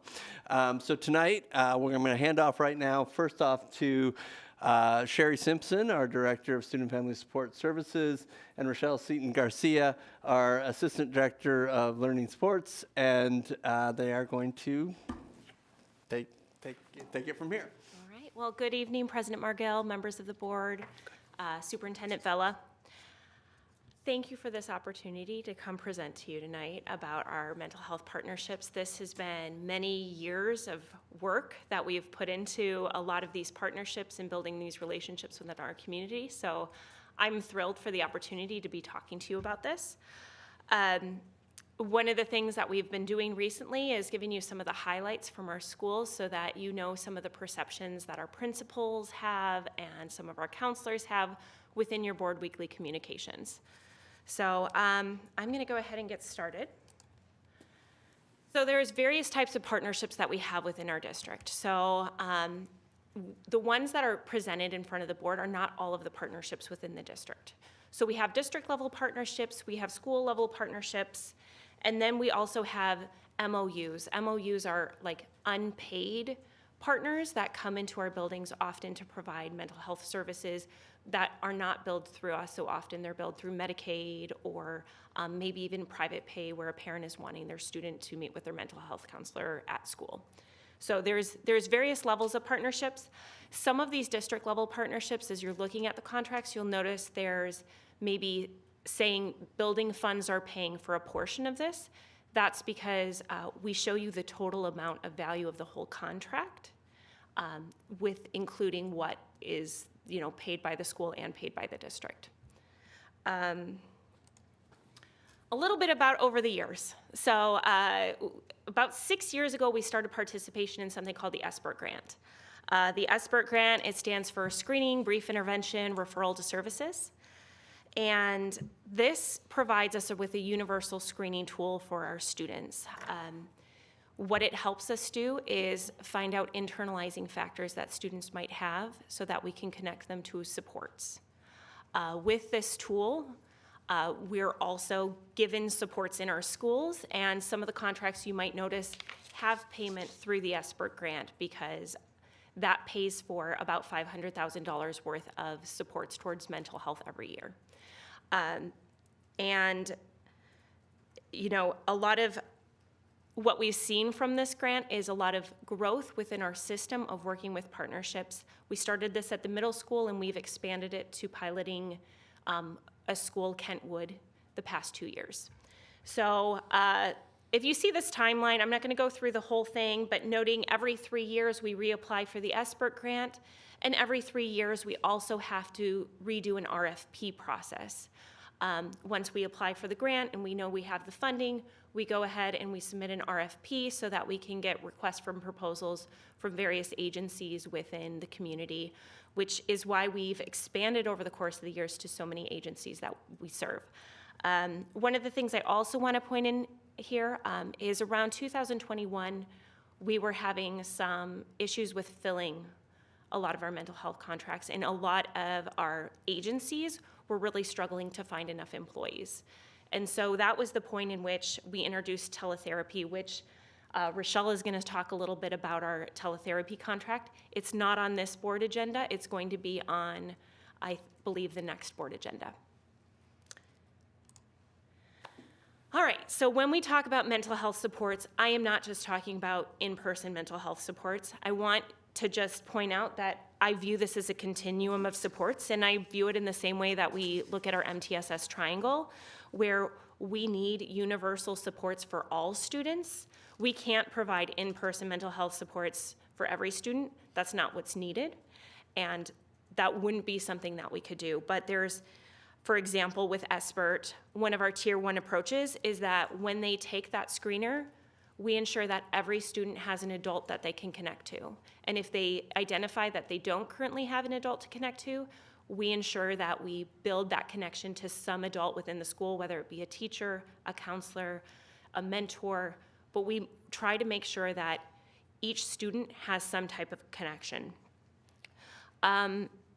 One of the other things that I want to point out is within this triangle, notice I didn't put teletherapy as a Tier 3 support. The way in which we do teletherapy is that anyone can elect into teletherapy based on their needs. The beautiful thing about the MTSS triangle is that you try to give every student the support that they need at the time that they need it. So I'm going to turn it over to Rochelle to talk a little bit about Hazel Health.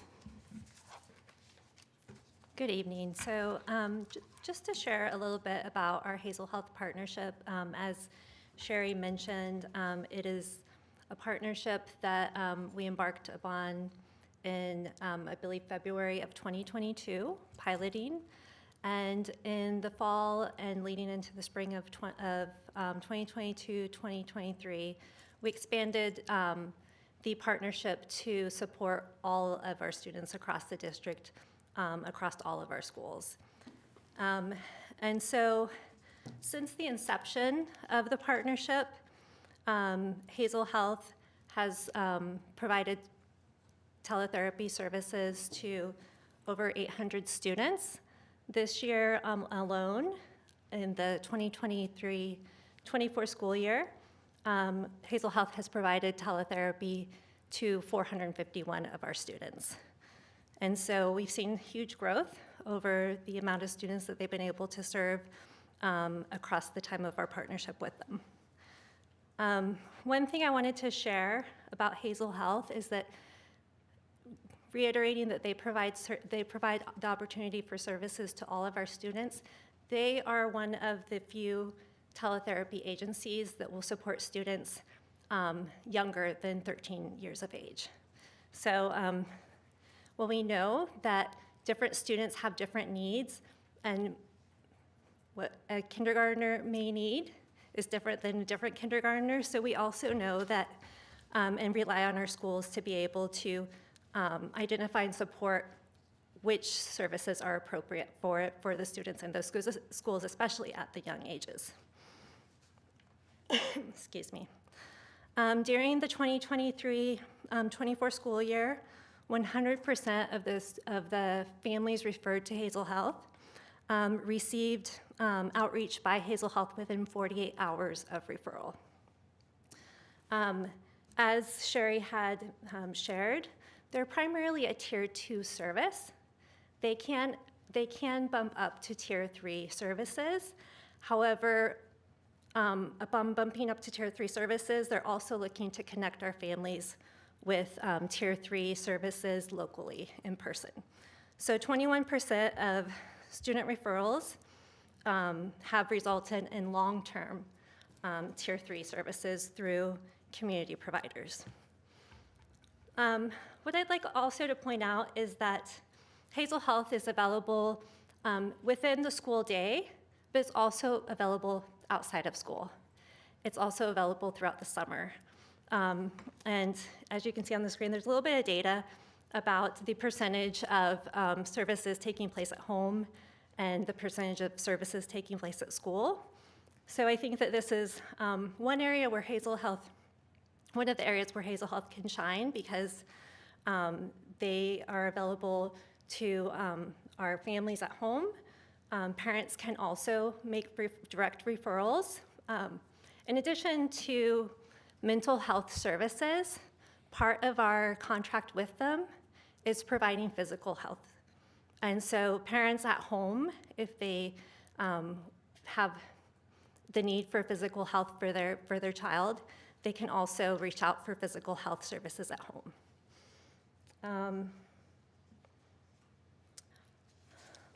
The last thing I'd like to point out, because I think this is hugely important and maybe often a question when we're looking at our mental health partnerships, is how do they reflect our students, right? We have a hugely diverse population in Kent. And through Hazel Health Services, 50% of the providers identify as Black, Indigenous, and people of color. 40% of the providers are bilingual, speaking over 15 languages. So helping to eliminate any gap in services for our students that may need other languages. And then 70% of the providers actually have experience within the community that they're serving. So all of the providers that we utilize through Hazel Health are licensed in Washington State, but over 70% of them are actually local to our community. And so I'll turn it back over to Sherry. Well, thank you. Next, I'm going to talk about Kent Youth and Family Services. We have two different types of support through KYFS. So first, we have our drug and alcohol counseling, which is our SUD counseling. They provide a various amount of supports as far as they do screening with students. They provide some of the follow-up from SBIRT. If you looked at the SBIRT screener, there were questions around drug and alcohol.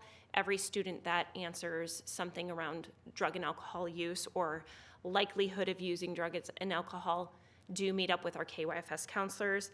They provide ongoing therapy, and then they also provide education. So oftentimes, if there is a referral around drugs and alcohol from the school because a student was caught vaping in the bathroom, they may be connected directly to our KYFS counselor to do that intervention before they go back to the classroom, or while they're in ISS, or even if they're at home on a suspension, they may have that intervention with the drug and alcohol counselor at that time. One of the other things I want to point out is KYFS, we don't get as much Medicaid reimbursement from them, but they often staff our schools with additional services completely paid out of Medicaid. So for example, for our drug and alcohol counseling this year, we've paid for 2.0 drug and alcohol counselors, and they have an additional staff member who's completely funded out of Medicaid who is supporting our high schools. And then the other thing that I wanted to point out is that in this next year, we have an additional partnership that Rochelle has been working on with the City of Kent, in which the City of Kent is actually paying for an additional mental health counselor to be in our schools. The next partnership I'm going to talk about is Valley Cities. Now, Valley Cities does in-person mental health. This year, you'll see the amount of students they've served. This year, we've had 1.0 filled staffing from our contract from last year. So that's why you'll notice the number is quite a bit smaller than our KYFS contract.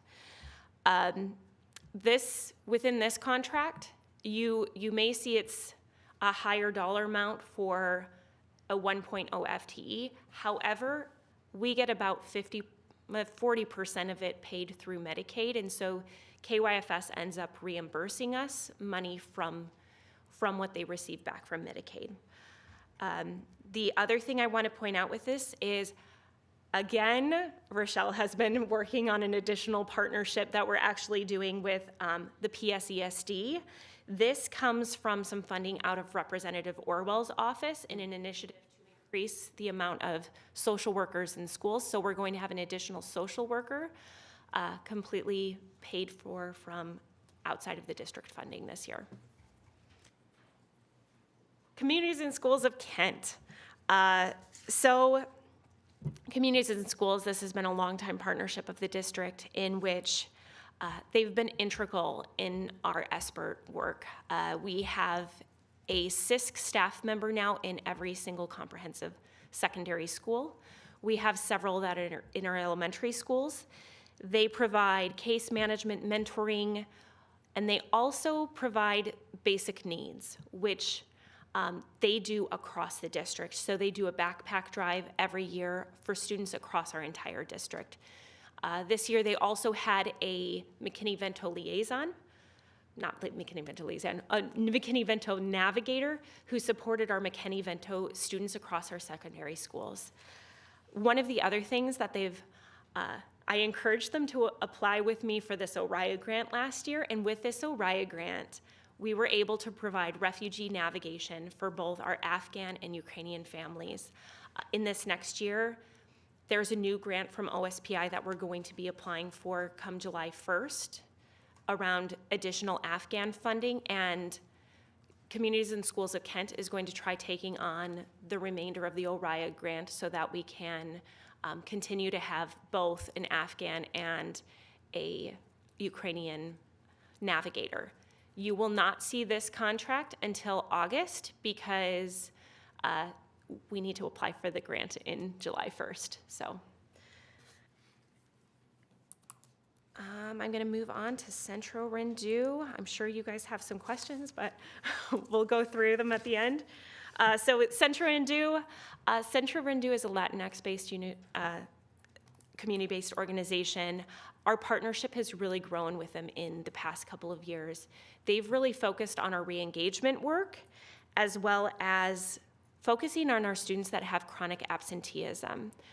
We started this program at both Kentwood and Kent Lake based on a need within our data around absenteeism, Kent Meridian and Kent Lake, based around our absenteeism in our Latinos and Latina population.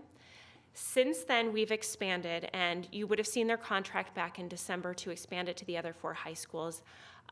We've been seeing amazing work out of this group. We also ended up increasing the contract to be at iGrad as well, because oftentimes when they are re-engaging students, guess where they are going? So now we're going to have that consistency of having the case management follow them into iGrad for 0.4, so 2 days a week. With Centro Rendu, I want to also just point out they're connected to St. Vincent de Paul, and so there is just a wealth of community resources. So they have parenting classes, ESL, GED classes. They're one of the only places you can take the Spanish GED. They do job readiness training, basic skills supplies, legal services. If you ever get the chance to go visit Centro Rendu, it is right at the bottom of the hill in Kent, right by Mill Creek. But they have classrooms in the back of the store that you can actually go see the classes. But they do workshops and home visits for our family and just have been a connection for our schools so that our Latina families feel like they're a part of the community. And then the last one I'm going to talk about today is Reconnect Opportunity. This was a grant that I applied for last year through OSPI. It's part of our Title IV grant, but it's specifically around stronger connections. We specifically applied for this grant because within truancy processes, there is a lot of the process that we wanted to be able to do better and be able to actually connect kids to resources. So we have something called a community engagement board, which students come through. We give recommendations of referrals and that kind of thing. And then in the past, it was up to the family to make that connection directly to that referral. Through Reconnect Opportunity, we have a full-time staff member who is actually doing home visits with families, helping them complete applications, not just saying, here's a mental health agency you can go to, but helping them go through the paperwork to apply, finding the one that meets their insurance requirements. So they've been a really integral part of connecting our kids, not just back to school, but connecting them to the resource that is their next step. So oftentimes we have 18-year-olds who maybe school isn't the option they want as their next option, and so they might be connecting them to a GED program, but they're trying to make connections so that kids can be successful. And you can see she's worked with so many families this year, but we've had 160 students re-engaged in either education or some other connection through the support that the staff member has given this year. So the last thing I'm going to talk about is district support and evaluation. One of the things that I do want to point out is that in this next year, evaluation is going to be changing because it's part of our strategic goal measure. And so we're going to have a more centralized rubric in which we're evaluating, but that doesn't mean we're not currently evaluating our partnerships. And so I want to make sure you all know kind of what we've been doing on the back end to make sure that, when we bring forth a contract, we're ensuring that they've met goals and we're ensuring that we have consistent communication with them. So as far as support, we have central points of contact at the district for them, central points of contact at the school for them, and then we also provide different trainings. For example, last month I provided boundary training to all of our community-based partners here at the district office.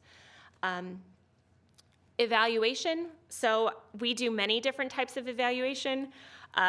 We do regular meetings with our partners, and part of this is to ensure that they have what they need in order to fulfill their contract. If we're not meeting with them regularly, how do we know that they have everything they need so they can be successful? And then we get data provided to us quarterly around our partnerships. We send out surveys to the school administrators so that our administrators can give us just feedback on the effectiveness of our partnerships. And then we get that written feedback from our administrators quite regularly and from our school counselors. And then I do an end-of-the-year CBO survey to hear how many students have you served, provide me with your end-of-year cumulative data, that type of thing. So thank you, and if you have questions, we'd love to answer those. Yes, Director Clark. Absenteeism has been identified as a national issue, and in urban school districts, it clearly is much more aggravated. And I'm just trying to understand the process of identification, contact, and where we go forward from there. I could talk for an hour on this, but I'm not going to. So we have a tiered system around absenteeism in the state. So the truancy process, there's the first tier with phone calls and letters to families. The second tier with the conferences that you have at the school level with the family. It's all based around how can we remove barriers so that you can come to school. Everything is based around that. The next thing is truancy workshops. Also trying to engage the family around what are those barriers, how can we eliminate barriers so that you can come to school. Then we go into community engagement board, which is where our district resources as far as Reconnect Opportunity and our re-engagement specialists from the district become involved. They're often meeting with the student at school, they're often doing home visits, meeting with the family, but they're really working on, if this isn't the option, what is the option too? Especially when you get to 18-year-olds who maybe they're not coming because they're so credit deficient. So how can we connect you to the option that's right for you? All of that happens before we would ever go into a truancy petition. There's also the proactive tier 1 steps that people do around attendance campaigns within the schools. But it is a national issue, and I can tell you it is something that is intense. And we always try to hold on to those areas where something is going really well with a student, because sometimes it takes months of consistency to connect them to that next support. Great, thank you. Thank you. Yeah, I had a couple of questions. So, during our consent agenda, we're actually covering some of this to approve the funding, I believe. The questions that I had for 8.07 is the professional service agreement between the Kent Youth and Family Services and the Kent School District. I see that there's, it says there's an increase in FTE from this previous year. And I was wondering if you could explain like from what to what and what that means for each school, I guess, in an elementary setting versus a middle school setting versus a high school setting. Okay. I will need to go look back at my data in order to provide you all of the numbers. I can tell you a part of why this has shifted is because from another one of our contracts, we were not able to fill all of our FTE. Kent Youth and Family has been able to historically fill all of the FTE. So we're actually going to fill all of our middle schools with Kent Youth and Family this next year with their mental health providers. Last year, we only had 3 middle schools that were served by Kent Youth and Family. So that's why you see the increase. I see. Okay. That makes sense. So another question on that topic, is it not possible for us to hire from within and use our own mental health professionals that we have in-house or hiring them? It may be a question for Superintendent Vela, I'm not sure, but. Yeah, I'll let Ms. Simpson go ahead and answer the first part of that, because I think it's important to note who Kent Youth and Family Services actually hires and what type of certification they have to provide certain kinds of supports, and then what types of supports do internal staff like a counselor or a social worker. So if you may. May I clarify? Was your question specifically about the services from Kent Youth and Family Services or about all mental health I think it's services? probably a little bit bigger, probably overall, like not just necessarily that group. I know this is something we have looked into before. There's several concerns with actually hiring them from within, one of them being around our insurance policy. I see. But there's also, making that an equitable system where to be able to have mental health in every building, we'd have itinerant pay because we would not be able to fund that much support across every school to have a full-time mental health provider. One thing I do want to interject too is school counselors are not mental health counselors, and they do like lower level counseling Support. where they might meet with a kid several times, but they are not doing ongoing mental health. Did something happen to our meeting? I'm sorry. You broke it. I didn't mean What to. did you do? I didn't touch anything, I swear. Oh, IT over here for the rescue. It's gonna do the restart, I'm telling you. That's what they all do.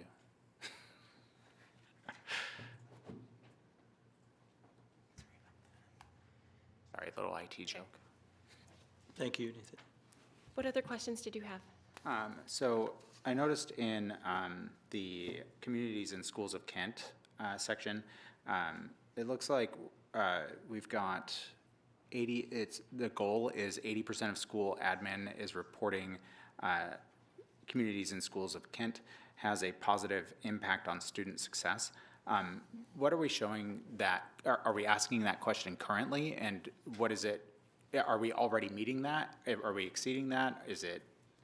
We're asking that in our end of year survey every year. It's been at 100%. Okay, that's great. That answers my question as far as that one goes. Lastly, I think, I have a couple more questions, sorry. How many families were connected with this year? And this one is actually about the St. Vincent de Paul. And what did the principals say about it? Because those were 2 items that I noticed in the breakout of how we're going to be rating them. I would have to check back at my data, I'm sorry. That's okay. It's not a problem. I just was curious if that's something we're already looking at. I just didn't see it in the data there. I know from principals, I will say Heidi Maurer, she was like, do not take away my central person. She has been integral to bringing parents into our school. Yeah. They have both at KM and Kent Lake, because they had them over the summer last year. Yeah. They both were really great in hosting that start of year. And so they brought families in for their, what is it called, their Jump Start kind of programs. And so they also did home visits with a lot of families before the school year started. And so especially when they're doing those moving up conversations between the middle schools, if there were families that they were like, we want you to make sure you connect with these families, they were calling them, scheduling times to visit, to meet the kids before they entered the high school, so that they could, already have that friendly face when they came to school. Fantastic, I like that. I believe in your documentation that you presented tonight, it said that 109 students were served, 71 new referrals. Is that, because I know it says that we have a minimum of 50, but it looks like 109, so. Yeah, well, and if there's probably more parent outreach besides the 109, that's why I want to check, because they are connecting with every family of students that they're working with. But there's also things like they did a big kind of Christmas dinner at Kent Meridian this year, and so there were a lot, I think 80 families that attended that. And so there's different events that have happened over the course of the year. I need to make sure I get that data. That's great. That's kind of just what I wanted to highlight, the great things that we're doing and how we're improving and getting these programs to be even better, every year. And so I applaud that we're doing this. And some of the other questions are just, procedural type stuff. The last one that I had, so the last section was for the King County Department of Community and Human Services Reconnect Opportunity, which you had spoken about. And it looks like they're saying that they're going to connect with at least 10 new referrals per month. And that seems like, I don't know if that's a big goal or if that's a small goal. Are we already meeting that regularly? That's the county's goal. Oh, okay. So the county's goal for all of their Reconnect to Opportunity employees is to connect with 10 a month. Jakira, the person that we have from Reconnect, she's like, I am blowing this goal out of the water because we get the CEB referrals from the schools. Yeah. And she also has, we call it the 0% list. So it's a list of students that, so historically in attendance, if a student was absent for 20 days, sometimes they were dropped off the radar. And that's something that had happened before COVID. And there was no follow-up.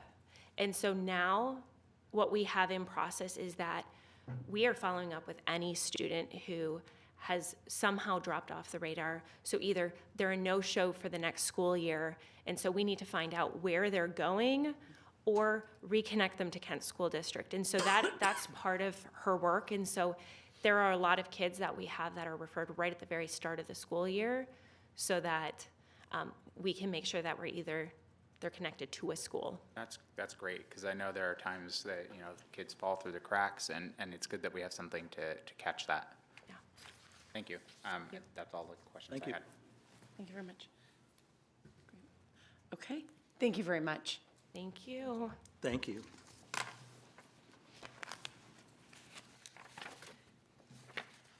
I believe in the conclusion of our 3 presentations, we are now on to section 7.0, discussion and approval.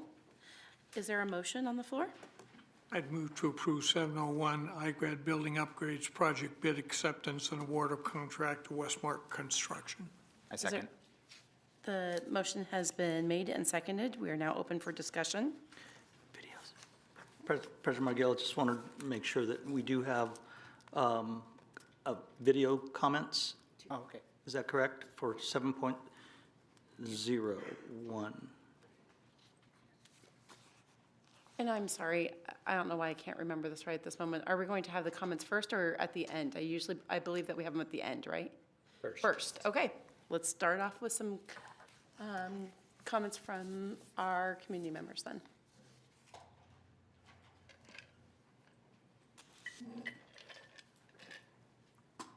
Good evening, board members.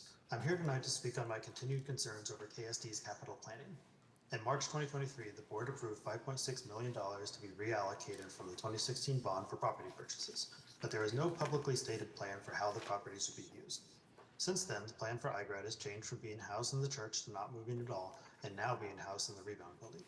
When the district asked for $800,000 to use for renovations for iGrad, I wrote you all an email and submitted a public comment about the lack of a plan. Yet I was told that all of my concerns were addressed. Now, 80% of the renovation budget for iGrad is being spent on a project that doesn't include portables, asphalt, or flooring. This lack of planning is pervasive in KSD, and here are just a few examples showing this problem. 1. In October 2022, the district requested $8 million to renovate Canyon Ridge Middle School. The district promised the board they would come in under budget, but 7 months later, the district requested an additional $2.5 million for the project, an increase of more than 30%. It was also discovered that half of the renovation funding was spent solely on the new synthetic field, which was not complete in time for fall sports and still, to my knowledge, doesn't include any lighting that will be necessary this upcoming fall. 2. The 2016 bond included funding to replace grass fields for all high school and all middle schools. In September of 2018, the district requested $2 million to convert one high school to synthetic, assuring the board that it would not affect any other fields. 4 years later, the district requested that the board approve all fields to be synthetic, but stated that the fields could still be done in grass if the board wished.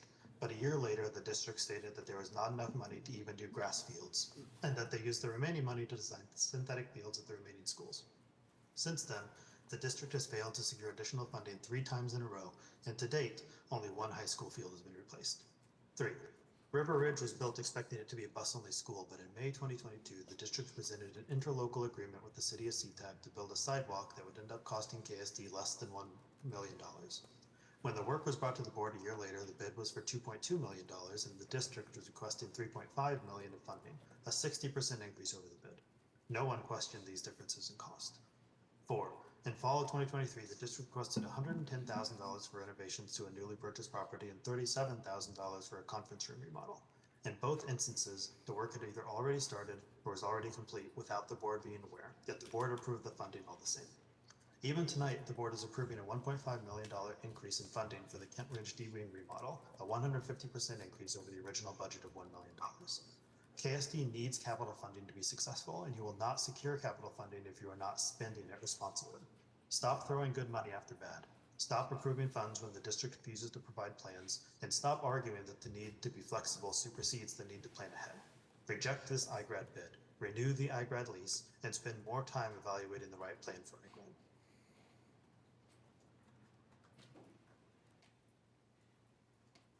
And then I believe we have a second.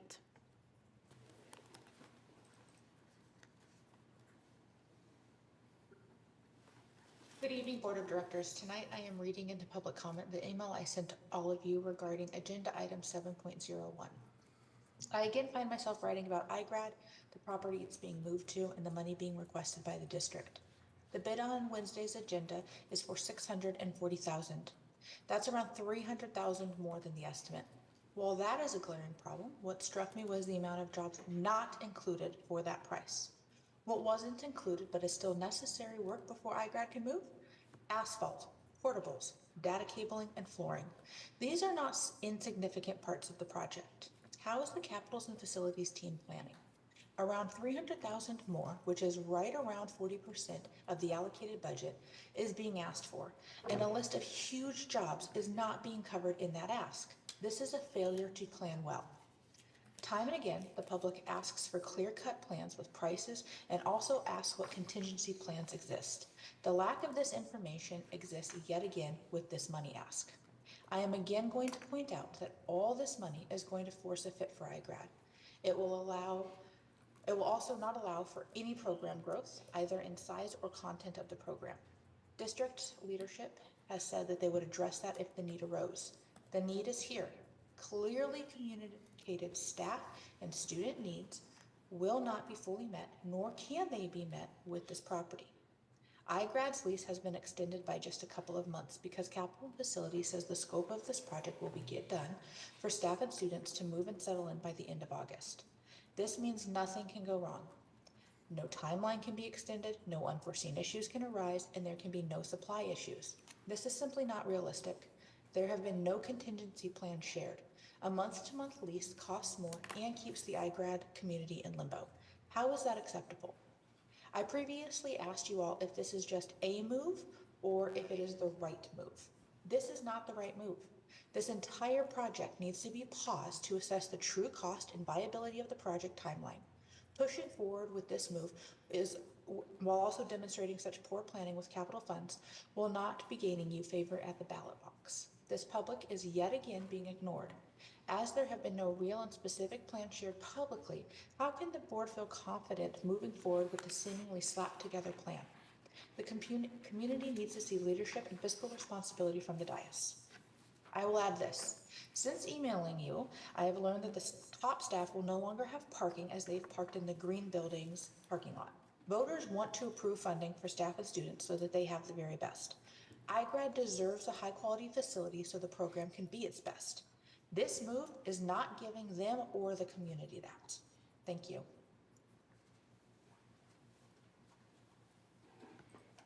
And that concludes our online video. Thank you. So now we are open discussion from the board. I'm just looking to see if we have any of our board members online. It does not look like we have them online. Great. Questions from the board? Director Clark. It's not a question. I am disturbed with the large number of incorrect statements made by the rallies. But if I am in memory correct, we sat here with staff and administration of iGrad and worked through a plan that they agreed to. So in effect, we have heard directly from them after several meetings to try and resolve some of the issues, and they are very content with what they've been told. So am I wrong in that, Superintendent? No, Director Clark, thank you for that. Yes, the work session we had staff, principal, as you recall, staff getting together, what we could see the needs of iGrad. Recall that we were talking about some safety concerns. We were talking about a profile of our iGrad students and what they saw we needed to do to be able to make sure we met the needs of our kids. And then lastly, they, along with Principal Williams, were asked, so what do we need? And that's what you heard. I just wanted to, again, reiterate those three things that during that work session were done. And so, yes. Okay.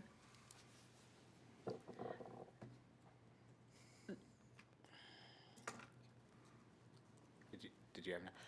I do. I have a lot to say on this one, but I guess I would like to say that this is a huge increase, right? This is not increase over, we can talk about other ones where we look at 12 years ago and cost of increase over time. I mean, we're talking matter of weeks and not. And so I would love to hear, with all of this information that we have, does this change where we feel like where we should go? And if you could speak to that, because it absolutely changes for me what this looks like. Thank you, President Margell. I'm going to have Dr. Behringer come up and just share with you to answer that specific question. First of all, the huge increase, and then what changed, and so what changes. Dr. Behringer. Yeah, President Margell, members of the board, Superintendent Vela, Ms. Curry. Yeah, good points, great questions, no doubt. And to the Riley's point, there was definitely a sizable increase from what we estimated to be the original estimate that was given to us by the architects. What I'd like to do, and I think that a lot of questions would be answered if I'm able to read a pre-written narrative in regards to addressing the increase that you see within this particular narrative. I think it'll give a little bit of perspective, not making an excuse, but maybe giving some context to the adjustment. So the iGrad renovation started with the intention to get the program into a building that KSD owned. That was one of our first goals. The goal was to have the ability to put money into a district-owned property instead of continuing to pay rent in a leased building. This would allow us to improve overall management of the facilities as well as the safety and security of the facility for our students and staff. This comes at a higher cost up front, with the savings being realized in the coming years. With this move, KSD will be able to control the site activity as well as the building will be in an enclosed, secure environment, providing better safety for students and staff. This will also benefit the management of facilities as well as KSD managing directly from maintenance and not have to coordinate through third-party repairs, which is something we talked about in the May 21st work session. Costs to improve the site, the green building, the rebound building that was referred to in the public comment, and make the building usable for the iGrub program was initially thought to be roughly $300,000. This number was determined by an architect familiar with tenant improvement projects. To be on the safe side, KSD assumed a high and low cost breakdown of the work, including architectural fees for design, framing, mechanical, electrical, plumbing, drywall, paint, windows, finish, trim, doors, hardware, flooring, base, bathrooms, lounge, lighting, skylights, undistributed costs, and taxes. This total on the low cost was roughly $488,000, and on the high cost, it was $793,000. Then it was requested that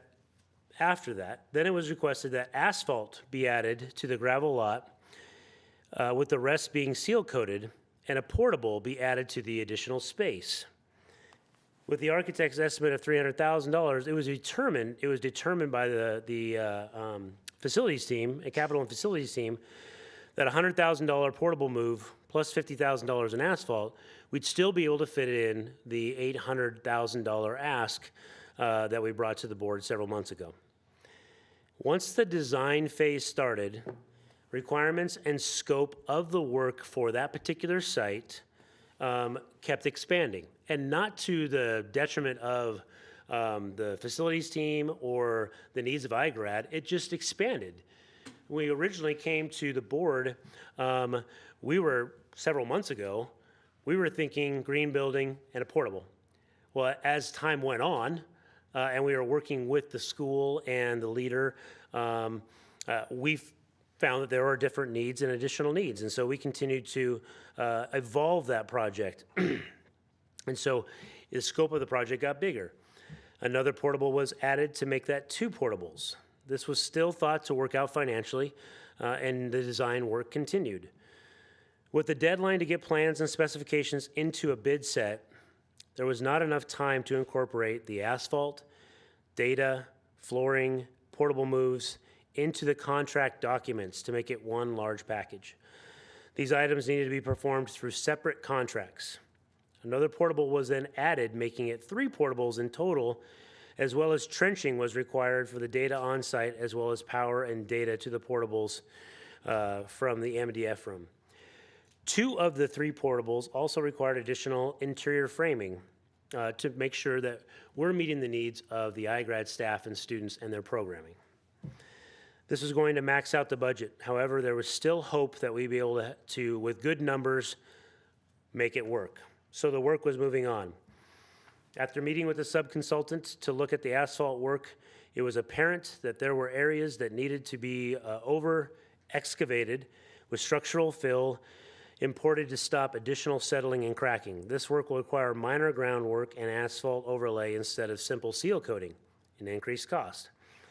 With the additional requirements and repeated iterations of design work agreed upon by the iGrad and Capital Facilities team, the architectural fees had increased from the original anticipated costs.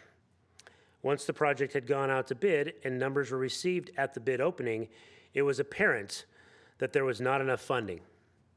Even without including asphalt, carpet, data, and portable moves, numbers have since been received for the additional work, and except for the data, which has rough order magnitude applied to add confidence to the additional funds requested, asphalt came in at over $100,000, carpet at just shy of $50,000, portable moves were $70,000 each for a total of $210,000, $20,000 each for each portable connecting to power and data for $60,000, $20,000 in security cameras, and $80,000 for data for the existing building, which is an increase of over $500,000 in additional cost that we hadn't costed out or was part of the bid process. So the run sheet was requested from the apparent low bidder to compare to the numbers that we put together initially. The main difference was the high cost in electrical and painting, along with plumbing, doors, and windows were also higher than expected. So we're in a position that no doubt there is an increase in this ask. And the board has an opportunity to make a decision based on the information that they have, the information that I've just shared. Again, there are a lot of factors that contributed to the overall cost increases in this project, including but not limited to accelerated planning and design phase, changing in the iterations of the building design, constrained construction schedule. One of the things we learned through talking to the low bidder was that when you put a project together on a very, very tight timeline, like we need this done 2 weeks before school starts so our staff can get in there and get acclimated to the setting, it puts a lot of pressure on that particular company to get work done in a short period of time, as well as the work being done is at peak and high construction time, which is the summer, which also brings additional competitive cost to the table. So in addition to the portables, the increased needs in the parking lot, plumbing, electrical needs that have been changed, this added to the cost increases. So with that said, the board has some options this evening. There has been, we've had some conversations with principal at iGrad here in the last couple days in preparation for the conversation this evening. We are not naive to the fact that this request and this difference is a very large increase. It does not take away from the goal of the Kent School District that we want to make sure that iGrad has a safe and secure location and a location that is owned by the Kent School District. Now, whether that is right now or whether that's in the future, that goal has not changed. So as far as plans go, the original plan was to be able to get the bid, and it was hoped that it would be much lower than the $640,000 that is on the screen here, and to be able to go into demolition and construction in very early June with the hope that we could finish by mid-August, as we had originally stated. Obviously, we're in mid-June now, and so that timeline and the feasibility of being able to complete this by the first day of school even is no longer an option. So we can continue to go month to month. We have a lease right now through the end of August. Again, let me just back up on the month to month. We thought we could continue to go month to month. The leasee has said that they would like a year-long lease and not a month-to-month lease after August 31st. So it puts us in a position that is more than obvious that if we can't get our kids into that building by the end of August, then we don't have a place for them right now, unless we go into a year-long lease, which we have that option. We've already had that conversation. But again, it's not a decision that we as a facilities team make, or even Mike as the principal of iGrad makes. It's the board decision based on what we're sharing this evening. We can sign the lease for 1 more year and do the work in the off season. We can go back and look at the feasibility and the fiscal necessity of some of these pieces. We can kind of revisit the timeline. There's several things that we can do if we go out for another year lease in this particular situation. And you can even go out to the fact that we can continue to lease this particular space until we have even a more viable space or location, or we are able to pass a bond and we put on the bond a building specifically for iGrad or Academy or something like that. So there are definitely some options. We did not foresee this coming quite like this. So we're not surprised by the response of not only the community, but also probably some of our board members. It is unfortunate. It is disappointing. There's no doubt. We appreciate the ongoing partnership with Mike and his staff at iGrad, and the collaborative conversations and the willingness to work with us in whatever decision is made by the board. And we will go forth and do whatever we need to do based on the board decision this evening. And just, yeah, and I'll leave it at that. If you have more questions, I can answer those, and I have some additional information if it comes up in conversation. Yeah, I do have a few more questions. Disappointing, I think we all share that. For me, when we first talked about iGrad and moving it, student safety was really the part that moved it over into a vote that I was comfortable with moving it into the building, even though it didn't seem 100% right. But so if we're looking at extending our lease, we have to do something to be able to make it so our students feel safe. And I hear that there's been conversations had with the principal, and I would love to hear some options that we have. And one, in visiting with the students there, one of the things that we heard is and I don't know how you control for this, some of it being in a surrounding area that we don't own. And so being able to provide a space for students during the day to hang out. I know that we provide meals, or at least food. I don't know if fully meals for our students during the day. Is there a place where between that they can be and ensuring it feels like that there might be some ability to be able to switch around some spaces if we stay in that space? Could you speak a little bit about what could we do to increase the safety? Has this been talked about, and is the comfort with the administration of iGrad, and then what we can do for being able to have some space for our students? Yeah, great questions. And again, you know, once this information became available to us, we are obviously not naive to the fact that this would not set well. It would not land well. It didn't land well with us when we got it. There were a lot of internal conversations pretty quickly once we got this bid, and started thinking about some different things. And so several things that I will share. And then I also want to just let you know that Mike Williams, principal of iGrad, is here as well. He can share additional perspective and thoughts and things like that. But I want you to know in the last few days, we've been speaking about increased security. So going through the hypothetical of like, okay, we renew the lease for another year. We're here in this space that we've already deemed publicly as not the safest space. We know that moving to a new building that we can control that environment a little bit better was going to be safer. Now, saying that if we say that we are going to stay there, then what does that look like? What can we do as a district to secure the space? Because again, once a kid steps out that door, a staff steps out that door, you're on public property and you're in the community, and we don't have control over that sidewalk. But once we're inside or at the door level, so we've talked about AI phones at the two entrances to iGrad. We talked about, much like we talked about for the new building, is if we can get to the point where we can do badge readers and the badge-in system for our kids to be able to get into the building as well.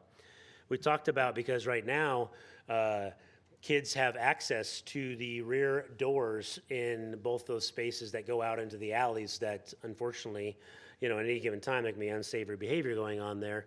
We can put alarms on those doors. So anytime the door opens, it'll sound an alarm and make a noise. So we can respond a little bit earlier, you know, so it's not like we didn't know they went out the back door.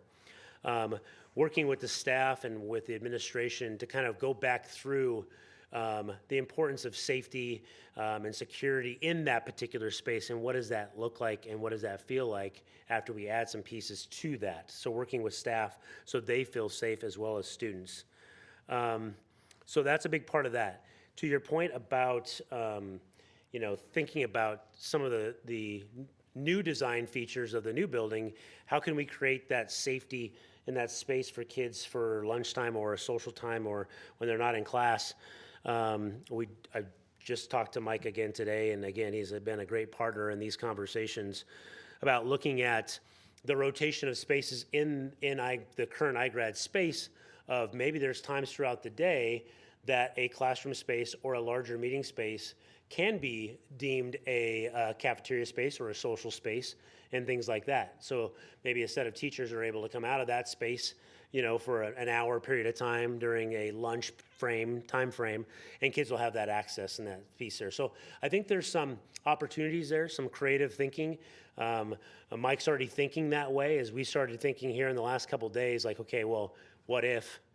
Because again, I didn't want to assume that a vote is going to go one way or the other, but we have to think outside of that. Like when this came in, it was like we have to start thinking about if we end up going back to a lease, what are some things that we can do? And again, Mike can provide some perspective on that as well. We have told Mike that we are here to support him in whatever it is that we need to do to make that particular space feel safer. If that's what the board chooses to do, is move forward or push pause or whatever we end up doing, that we will do that to the best of our ability. So, but he may have some perspective as well. Dr. Warren, it would be great to have Principal Williams come up and kind of speak to, I think all board members have seen the space, but maybe Principal Williams, if you can just share, you know, the current spaces and ideas you may be thinking about so that our students may have a space so that they can eat lunch or hang out, so they're not out in the parking lot or the side, so. Yeah. Board President Margell, Board of Directors, Superintendent Vela, Ms. Curry, thank you for the opportunity to answer these questions. Like you, my passion and concern is for the safety of the students, and I appreciate the opportunity to work with Dr. Behringer, the facilities team, safety and security team, to address the challenges. The building has served us well for 12 years. There are some shortcomings. We've identified those just this year. And we, as Dr. Behringer mentioned, have some planning already in place on how we can address those. I believe with partnership with Dr. Behringer, safety and security, facilities, as well as Mr. Hunter and the human resources team, I believe we can come up with some creative solutions on how we can better serve the students and increase safety and security in the building. Dr. Behringer mentioned some of the changes to the physical structure, including the AI cameras and the doors, which has been problematic for us of late, and we believe those changes will help. Just increased training of staff, increased awareness of what is happening. We've developed a culture of an ongoing culture, and my predecessor is here, Ms. Cleveland, but ongoing culture of trust and respect with the students. They come to me in advance when there are issues and concerns, and we'll continue to build on that. As far as utilizing multiple spaces, we get really creative. I am privileged to work with the staff team that I do, and we will come up with a solution that meets the students' needs and helps to keep them safe during those socialization times, as well as what the primary focus is to be there getting their work done. So we already talked about some moves internally. With some staffing adjustments this year, we actually are able to create some different spaces with the structure that we have. While it's not ideal to stay where we are another year or two, I believe we can make it work. And as unpopular as this may sound, I believe that would be the best choice, given the increased cost. To increase the safety measures and service measures in our current location, that will cost a little bit of money, and I think that might be further discussion down the road on how we can do that, but nothing too extraordinary from my perspective. I don't work in facilities, obviously, but I think for minimal cost, we can add some increased measures to the building to increase safety as well as increase opportunities for students to access the services that they need. Thank you very much. Your perspective is highly valued. I appreciate that. I did wonder, with some of the safety that we're talking about, I know that only so much research could go into not knowing where the board was going to decide yet. Would we be able to take any of that with us? So if we get badge readers or things, I mean, there's an expense to that. We're not paying that and then they're just going to stay in a rented facility, are they? Anything that we put into that we pay for, we take with us. Okay. And it's portable? Yep. Okay. That's correct. And if I'm caught off guard by that third portable. I don't understand the need. Thank you, Director Clark. In reviewing, working closely with the facilities team and reviewing the needs of the program in our current location, we have things like GED testing and just the overall number of staff that work with students in the content area in our master schedule.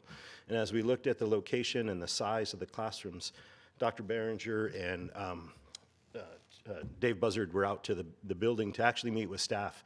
And our staff, one of our staff said, you know, if we could add a third portable, that might be able to, it'll still be a little bit smaller, but we'd be able to fit in everything we need. So that was kind of a last minute. That'll be the tipping point for us to make sure we have all the services and space we need to address the academic and other needs of students while they're at iGrad. So, you know, obviously that would increase the cost. But as Dr. Behringer pointed out, there are other increases to the costs, just the bid itself, in addition to the time frame and a multitude of other factors. So. And I believe, if I'm not mistaken, the staff thought about the testing that you could have in that portable, or one of the portables, where you have less space for the testing. This would provide some additional space. Yeah, thank you, Israel. The testing portable is specifically for GED, and that's a feature that we added at iGrad this year. We wanted to be able to ensure that. We also provide WIDA testing, STAMP testing, SBA testing, iReady, a multitude of tests. And we realized that moving into that location, it would be ideal to have a designated testing space so that we're not impacting instructional space at the same time. And it would be utilized pretty significantly. So it wouldn't be a portable that would just be there for the occasional test. It would be ongoing, used almost on a daily basis. So, and then the third portable was more, we realized that there was a need for additional instructional space, just based on the number of staff and master schedule that we have to implement, that we needed one more classroom. Just a point here, not about this. I noticed our student is still here. Did you have another comment to make later on? Okay, I just wanted to make sure that you were taken care of in case we could have you do your second comment, but thank you. If you're staying, just watch, that's fine. I appreciate you noting that. I was going to say thank you to the Covington Youth Group for staying, so thank you for noting that. Yeah, thank you. I did have a question as well. We talk about safety a lot, but I was wondering, do we have data on that? Like, how many safety incidences did we have this year? How many did we have last year? What are we looking at this point right now? We've had approximately 3 incidents this year that were extremely concerning, and that involving one incident involving students, 2 incidents involving outside folks that weren't part of the school. I see. So yeah, previous years not as high. We're noticing an increase in activity in the area, including the back alleyway as well as the parking lot. Yeah.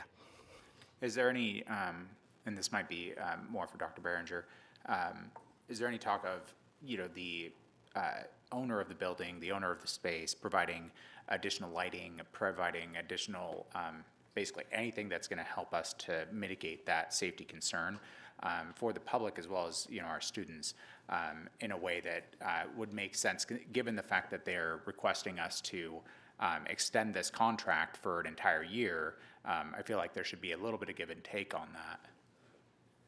Yeah, great question. We have no problem asking the question. There's no doubt. Whether there's give and take in any of that, you know, that's yet to be known. One of the things we did talk about that I didn't mention is, you know, we have a great partnership with the City of Kent and the Kent Police Department, as well as we have our own safety officers in the district to be more present, not necessarily hanging out in the parking lot all day long, but driving through the area more frequently and just being in that space on the way to other calls or somewhere else, or as they're breaks there. Yeah, you know, something like that. But also, you know, I mean, on the flip side of that too, is we have students that attend iGrad that could be a deterrent from them attending iGrad if a police officer maybe is sitting in the parking lot. So you got to weigh all those pieces of like, how do we create that environment where it's that happy medium of everyone feels safe, but everyone feels like they can also access their learning. But if they feel like, you know, someone's watching them, because not everyone has positive experiences. So Now, you mentioned that it's a public area. Now, it is private property, no? The entirety of that That whole particular, parking yeah, lot. that location, yeah. Yeah, and Yeah. so are they taking care of their property properly? I mean- Like the property owner of all of that space, because there's many different places that are empty at this point, right? And that's what's driving a lot of this is, a lot of this safety issue is the fact that they're not able to pull in additional businesses, which would create more traffic, which would create more, just busyness that would cause there to be less of the unsavory things that we don't want there.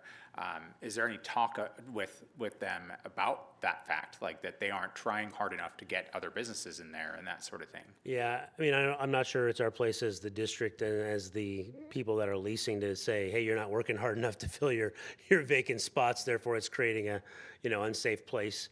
Well, just as a way to talk to them and say, hey, we're doing our best here. We want to stay with you. We don't want to have to move, but if it becomes untenable, we're going to have to, and that will create problems for us in other ways. But do we have an exit plan? I guess is kind of my question. If they aren't willing to do anything to help us in this space, are we looking at other options that aren't, because obviously we can't go over to the new building at this point, at least not initially, and they're not willing to budge on going month to month further, because honestly, understanding business, they see that we're over a barrel to an extent, right? I mean, that's what they're thinking on their end. But I myself have worked for a company that just basically said that to our owner at one point down in Auburn before they closed the shop, we're just going to pick up and move. And they literally started finding another place and actually went through the whole process. And then the place was like, oh, okay. And that was mostly due to the fact that the space that we were in was more expensive than anywhere else that we had. And it was kind of crazy. So I was just wondering if any of that. I mean, I can say that we're constantly looking at property. I know that when we came and it was mentioned in the public comment about spending the $5.6 million or asking for the $5.6 million to access property, even though we didn't use all that, we're constantly looking for property. Mm-hmm. In fact, there was a piece that popped up 3 or 4 months ago that might have been a better option than the green building for iGrad specifically. Not necessarily that we shouldn't have purchased the green building, because again, our goal is, to expand the KSD footprint for various reasons as we move forward towards opportunities for bonds. But through investigation and conversation and digging into things, that property maybe wasn't the best option. But it doesn't mean that we're not constantly having our eyes open and we're paying attention to things, because you're right. We need to have exit strategies for this. And we're constantly thinking about that as well. Are we also looking at other places to lease that we're not purchasing? Because I assume there's other properties that we could entertain. I can't answer that yes or no. I would say it's not ideal. Our goal is not to jump from one lease to another lease. We just shouldn't buy it and be able to utilize that and own that. That way we can own the safety and security of that lease. Okay. Yeah. Just regarding the safety increase in presence, the property manager has hired an outside entity to, when I'm driving through the parking lot at various times, I see a car with a flashing light on top. And while it's not the same as our own security staff or Kent Police Department, it is an added presence that we've noticed. And as far as packing up and moving, I would be remiss if my office manager didn't hear me say that that's not a good idea. I agree. Like it is a terrible idea. But if we have a place that's not willing to make any adjustments to help us, it may not be an option at some point. And maybe this isn't the year, but From my perspective and observations of late, to the extent that they can and they have resources, I believe that the property manager and owner are doing what they can. I see. Yeah. Thank you. Another question, as this speaks not to the location there, but the green building that we're looking at. If we were to approve the work to be done that we have right now, because that building is not usable as it is, correct? Like we can't, no matter how we decided to use it, whether we put KVA in there, iGrad, whatever program we decide to add to that building, in its current state, we cannot use it, right? I wouldn't say we cannot. I would say we we shouldn't and wouldn't in its current state. Yeah. I mean, it needs work. I mean, I wouldn't want any of our students or staff to feel like, okay, well, you know, as a holdover, or as an extras, or the overflow, you can have access to this building without us doing any work to it. I mean, it's just not. So is we that wouldn't do something we can look at as a board, is to approve the work to be done and say, "Hey, we don't want iGrad moving there right now, but we still want to get stuff done because prices aren't going down. Like we aren't going to save money by waiting to do work, I assume. Are we looking at that as an option? I don't. We can approve it tonight with what is put out there. I don't know personally at this point that I'm comfortable with that. Yeah. I feel like that we have, we're not going to get them in the door before school starts. So with knowing that we have already that time deadline, we have to have some amount of pause to say, okay, are we really doing this the very best way, right? Of course. And if we already don't like portables, and we're starting off a building with 3 portables. So if we're going into it that way, maybe we take a look and say, is this the best? There's so many questions that we could look at, right? And I hope that we do. Do we tear it all down and start over and build a multi-story building? Do we hold on to it as an investment and sell the thing and go somewhere else? Like, what is this? I think from mild to wild, there's options that we could look at, and I think we need to take that time before we just say, here's 6 figures, go, and might or might not get what we want. Yeah, Given that information, would you be amenable to us like maybe tabling this until we can discuss with our full board?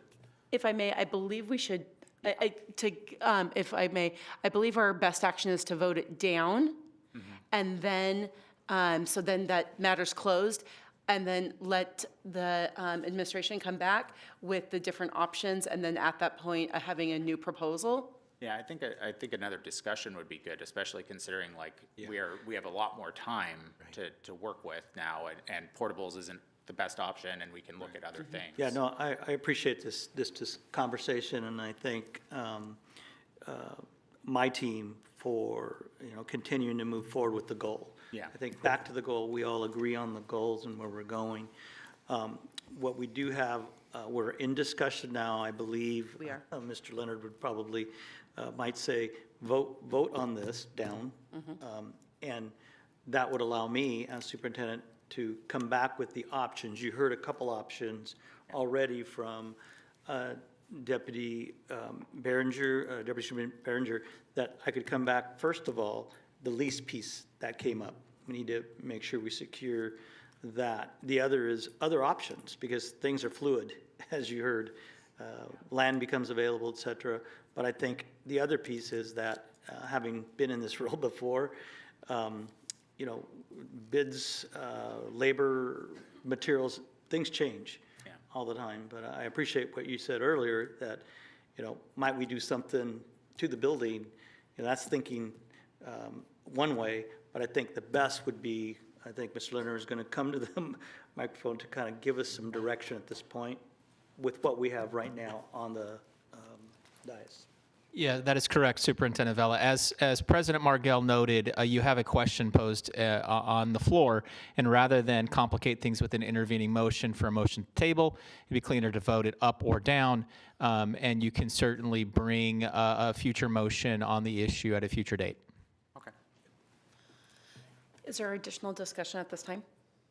I don't have any more. Okay, seeing that.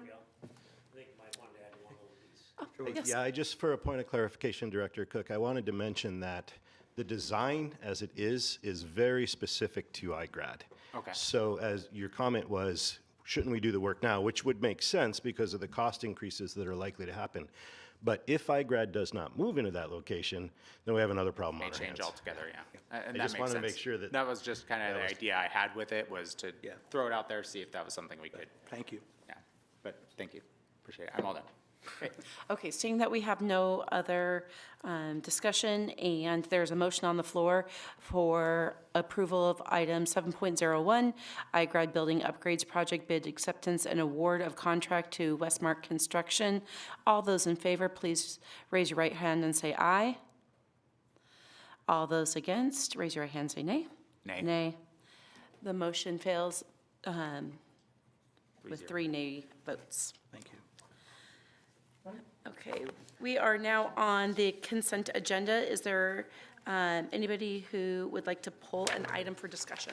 I'd like to pull 8.23 gifts. I'm sorry, which one? 8.23. Thank you. I would like to pull 8.01, 8.02, 8.04. I also have 8.11, 8.12, 8.13, 8.14, 8.16, 8.2, and 8.24. I missed the previous one. Oh, 8.20, I think. Okay. Sorry. And then the last one. 8.24. Okay, so If I can, Madam Chair, I'd move approval of 8.03, 8.05, 8.06, 07, 08, 09, and 10, 8.15, 8.17, 18, 19, 8.21, 8.22, and 8.25. Was there a second? I second. We're open for discussion. What was 8.25? I'm sorry, what was the question? 8.25? 8.25 was the agenda item add. Oh, okay. Thank you. Supplemental personnel report. Okay, thank you. Any other discussion? Seeing none, we are, there's been a motion made and seconded to approve the consent agenda item of 8.03 through 8.25 with the exception of 8.04, 8.11, 8.12, 8.13, 8.14, 8.16, 8.20, 8.23, and 8.24. All those in favor, please raise your right hand and said aye. Sorry, you missed a couple of 8.1, 8.01, and 8.02. I started with 8.03. I said consent agenda starting from 8.03. Okay. I thought you were saying the ones that you were adding, which were the ones that I asked for, but that's fine. Okay, sure. Okay, let me just say it one more time. Sure. So the motion on the floor is to approve items 8.03 through 8.25 with the exception of 8.04, 8.11, 8.12, 8.13, 8.14, 8.16, 8.20, 8.23, and 8.24. And 8.01 and 8.02. 3, okay, yeah, you started at 3. Never mind, go ahead. Okay. Get it. A little confused here, sorry. That's right. All those in favor of the items mentioned for the consent agenda for approval, please raise your right hand, say aye. Aye. Aye. The motion passes 3-0. Is there a motion on the floor?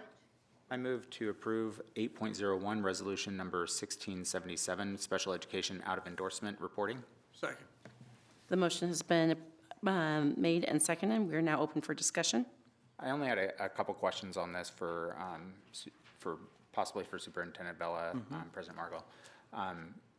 So my questions are, how many of these are we approving?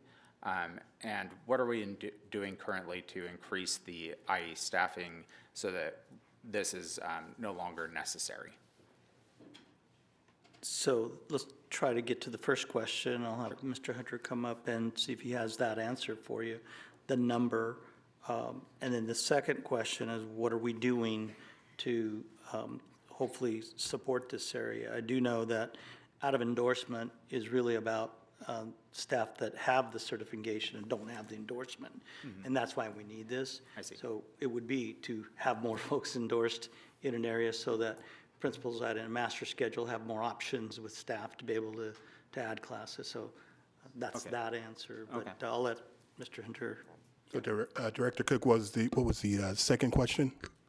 Well, the second question was, what are we doing to increase IE staffing in a way that this endorsement waiver isn't necessary?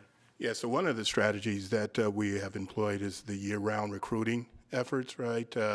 And really being intentional about our recruitment of special ed staffing. As we know, nationwide, certainly statewide, that is a challenge for every district. But we're not just admiring the problem. We've implemented a year-round recruiting effort. And we're also trying to take advantage and plant the seed with our diversity. I think I shared that the last time we were at the work session by going out talking to our current seniors, really trying to encourage them, juniors and seniors, really trying to encourage them to consider education as a career field. But like I said, the first strategy is around the year-round recruiting efforts and making sure that we're partnering with our local universities. And what kind of like mileage are we getting out of this so far? Are we making some progress in that direction? You know, when we yes and no. Certainly, we have interested respective applicants wanting to come to the Kent School District, but the retention piece is an area that we need to continue to focus on because we lose just as many as we are bringing in, right? Yeah. So yes and no. I see. And I'm sorry. The waivers are, my understanding, for teachers that are looking to get the endorsement and they're in the process of getting it. That is correct. And how many, sorry to answer your first question, just to make sure that that's not forgotten, how many teachers are we talking about that are covered by this waiver? I don't know off the top of my head, but I can get the answer for you. Okay. Even just a ballpark, I mean, is it like hundreds? Is it just? No, no, certainly not hundreds. I would say each year maybe 10 or so waivers are granted, but I will certainly get that information and that data. That's about the number I remember from last year. Yeah, it's about I just that. didn't see it in the No, I agree information. with him. So, yeah, that's all I had. Any additional questions? Seeing that there's no more discussion, we are a motion on the floor for approval of 8.01, Resolution 1677, Special Education Out of Endorsement Reporting. All those in favor, please raise your right hand, say aye. Aye. The motion passes 3-0. Is there a motion on the floor? I move to approve resolution number 1678, out of endorsement waivers. Second. There's been a motion made and seconded for approval of 8.02, Resolution 1678, out of endorsement waivers. We are now open for discussion. That's just the same question, like how many are we looking at? I just didn't see the data there. Sorry, I should have asked you. I apologize. Mr. Hunter. So for out of endorsement waivers, I believe the number is, and I can get you the accurate, but I believe it's right around 10. Okay. But I'll get you the accurate number via email and send that to you. Pretty typical each year? It varies. It fluctuates from year to year. Yeah, okay. Yeah. Thank you. Okay. Any additional discussion? Seeing none, we have an open motion for approval of 8.02, Resolution 1678, out of endorsement waivers. All those in favor, please raise your right hand and say aye. Aye. Aye. The motion passes 3-0. Is there a motion on the floor? I move to approve 8.04, Instructional Materials Committee adoption of, I don't know if it's called Quaver Ed. Second. The motion has been made and seconded for approval of 8.04, Instructional Materials Committee, IMC, adoption of Quaver Ed. We are now open for discussion. I noticed in this one that it's taken quite a bit of time for us to get this taken care of. What is it that has taken us so long to, I guess, come up with this, considering it was in 2016 that this was approved, and we're just finally getting to this point? It was approved to be done back then, but why did we wait so long? Yeah. No, I'll have Dr. Corbley come up and answer that question. There is a process, as you probably know, with the board's policy and a procedure with an IMC committee, but she'll give you some specifics. Dr. Corbley. President Margell, Board of Directors, Israel, and Ms. Curry. We approved curriculum in 2016 that was not this curriculum. This curriculum is new curriculum.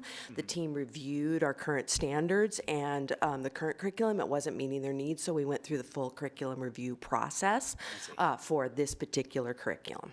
I see. So the curriculum was already adjusted in 2016, and then we found that it wasn't quite meeting the needs of the students. Okay, that's all I need to know. Thank you. Thank you, Dr. Corbley. Thank you. Any additional questions? Seeing none, we move for approval of 8.04 Instructional Materials Committee, IMC, adoption of Quaver Ed. All those in favor, raise your right hand and say aye. Aye. Aye. The motion passes 3-0. Is there a motion on the floor? Let me go back to where we're at here. The next one. 811. Yes. So I move to approve 8.11 Schools Out Washington Refugee School Impact Grant Application. Second. The motion has been made and seconded for approval of 8.1 Schools Out Washington Refugee School Impact Grant Application. We are open for discussion. So the question I had on this one is, in years past, we've indicated where the money is going and who we're paying with the money. What is the reasoning behind why we're not providing that information now? Could you repeat that, please? So in the years past, this same grant was spelled out as far as where the grant money was going, in which different groups were getting the grant money. This year, I don't see that. Is there a change in the way that we're doing it? Great, yeah. I'm going to have Mr. Heath come on up and answer that question. I know that the Schools Out of Washington has been a grant we've applied for each year, but I think I know your question, Mr. Heath. Yes, and actually I'm going to call up our Executive Director of Student Success, Ms. Susie Whitlock, and she can answer any questions around this grant. Thank you. Good evening, President Margell, Superintendent Vela, and Board. The reason this is different is this is just the piece to ask the Board to give us approval to apply for the grant. I see. We won't get, we should get a preliminary allocation in July sometime, but we don't get notification of the actual grant amount until October. I see. And at that time, you will see the breakdown and what schools are going to be served and all of that. So this is just really the big picture of the grant. That makes sense. I had read the other ones, which were all kind of similar, and then this one was, obviously, it was different. So I appreciate your explanation. May I ask why the 40% decrease in what we're asking for the grant? It's really looking at what capacity staff-wise we have. We no longer will have a refugee liaison working with us. So we are going to have to manage the grant and partnering with the schools and with the CBOs. So really looking at our capacity and what we could manage this coming year. We're really trying to work closely with our CBOs. We really worked hard, especially with IRC taking on a lot of work with different schools this year to establish relationships and build programs. So we're trying to see how much of that we can continue because we really want to make sure those relationships stay there to serve the students in the schools. So we're going to push it as far as we can to serve as many students as we possibly can. I appreciate that, and I know that there's no lack of need, right, from our refugee population. Would that money still be, not like rollover, but if we were able to fulfill and see that we could still do more in future years, without predicting the future, is it likely that we would be able to apply for a higher amount if we feel like we can use it appropriately? And Superintendent Vela, I know you can speak to this as well. We work closely with the leadership at Schools Out Washington and have had lots of conversations with them about where we are and continuing to expand programs. And we even sat down with them and of how we can continue to build and expand programs even where we are this year. So I don't see any reason we wouldn't be able to continue to grow and expand as we have capacity. What I'd like to add is yes, I definitely worked with this grant for many, many years. Sometimes federal funding gives you a preliminary amount that they're going to get. So Schools Out of Washington manages the federal funding, and it begins to disseminate those dollars. Sometimes they get additional funding, or there's funding that isn't utilized by Right, other absolutely. agencies, so that we get an additional amount. We've had in past years get additional amounts. I also will add that we've done such a great job here in Kent for the last probably 15, 20 years on utilization of the dollars, because there's quite a bit of, that goes on from assessing how we're using the dollars, how we're filling out the evaluation and the support, are we following through is what the scope is, and that's why we get a lot more money. So my team's done a great job on that. Thank you very much. That fulfills all my questions. Thank you. I don't have any more. Thank you. Seeing no more discussion, there's a motion on the floor for approval, and thank you very much. For approval of 8.11 Schools Out Washington Refugee School Impact Grant Application. All those in favor, raise your right hand, say aye. Aye. Aye. The motion passes 3-0. I move to approve 8.12 Kent Ridge High School D-Wing remodel project bid acceptance and award of contract to Bailey Construction. Second. The motion has been made and seconded for approval of Kent Ridge High School D-Wing remodel project bid acceptance and award of contract to Bailey Construction. We are now open for discussion. So my question on this one, it looks like the amount that was originally requested was approximately $900,000. We're now looking at a 250% increase. And I know inflation is going to take care of a lot of that, but that's a very large increase. What is driving that? Yep, absolutely. I'll have Mr. Brett Scribner come on up and share about that.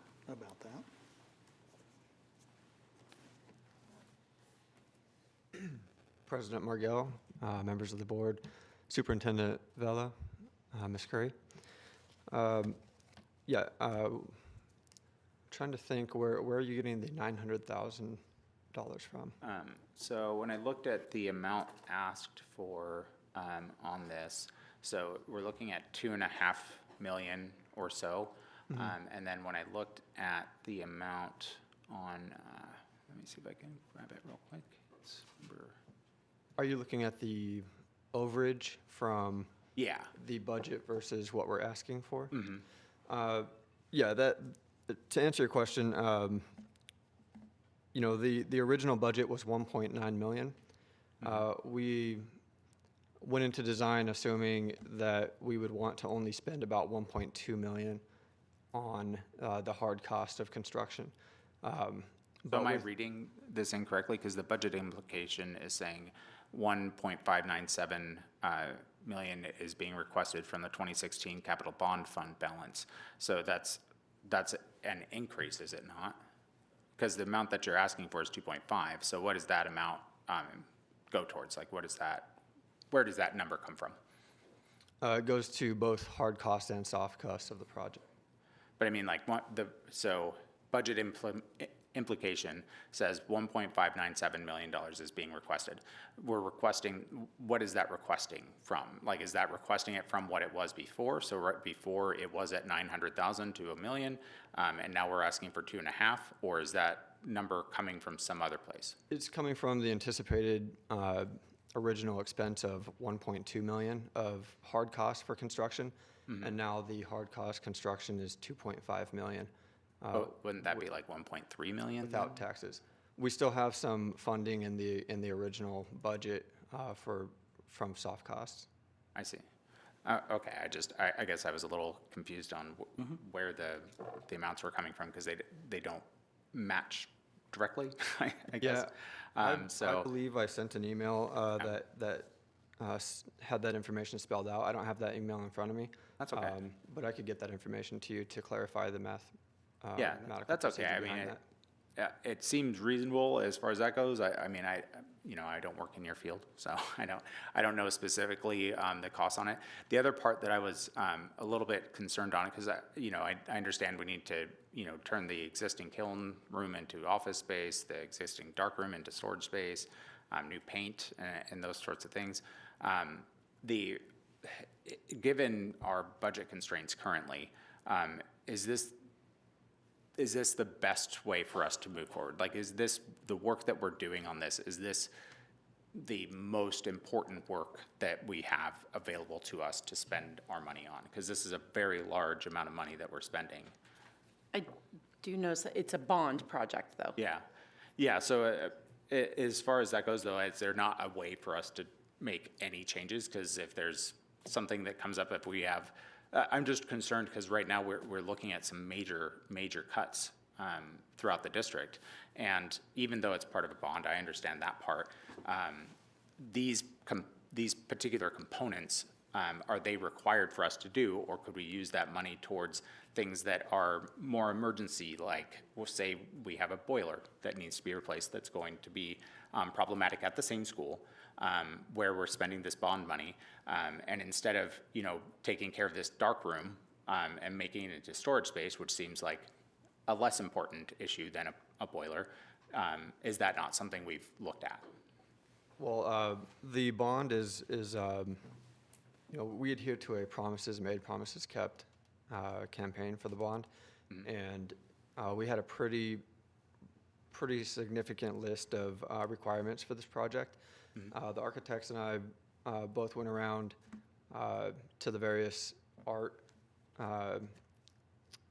classrooms around the district at the other high schools, and then we took the list of requirements and met with the teachers and the staff on site to really come up and develop the scope for this project. And we feel like what we've come up with is really going to bring Kent Ridge up to the standard that we hold here at the district, and where it'll bring us to the level of the other art rooms throughout the district. I see. This particular, sorry, Israel. This particular area within the school, the D wing of Kent Ridge, has had no significant remodels since the build of the original school. Yeah. What I was going to add, there's an assessment it's done as needed. It's on a bond list. Yeah. And so that, I think that the first part is that it has a level of which the need is there. Yeah. It's not just something that we're doing. So I just wonder how much we adjust for the times, right? In times of good where we're passing bonds, great.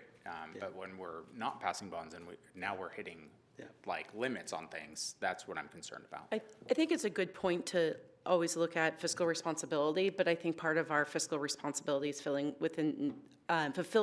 the things that we said that we're going to do within our bond. And so as we look to pass bonds in the future, showing that when we say we're going to do something, we're going to do something. And 55 years is a really long time for an area not to be. Oh, I agree. We have a 1930s building that we're still using for KVA.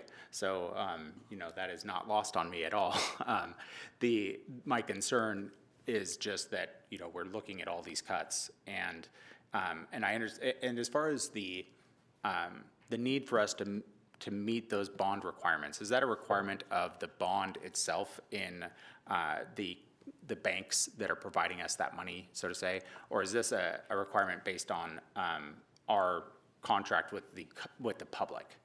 I believe it's more of just a Kent School District and the public, just to make sure that when we say we're going to do something, we actually hold to it.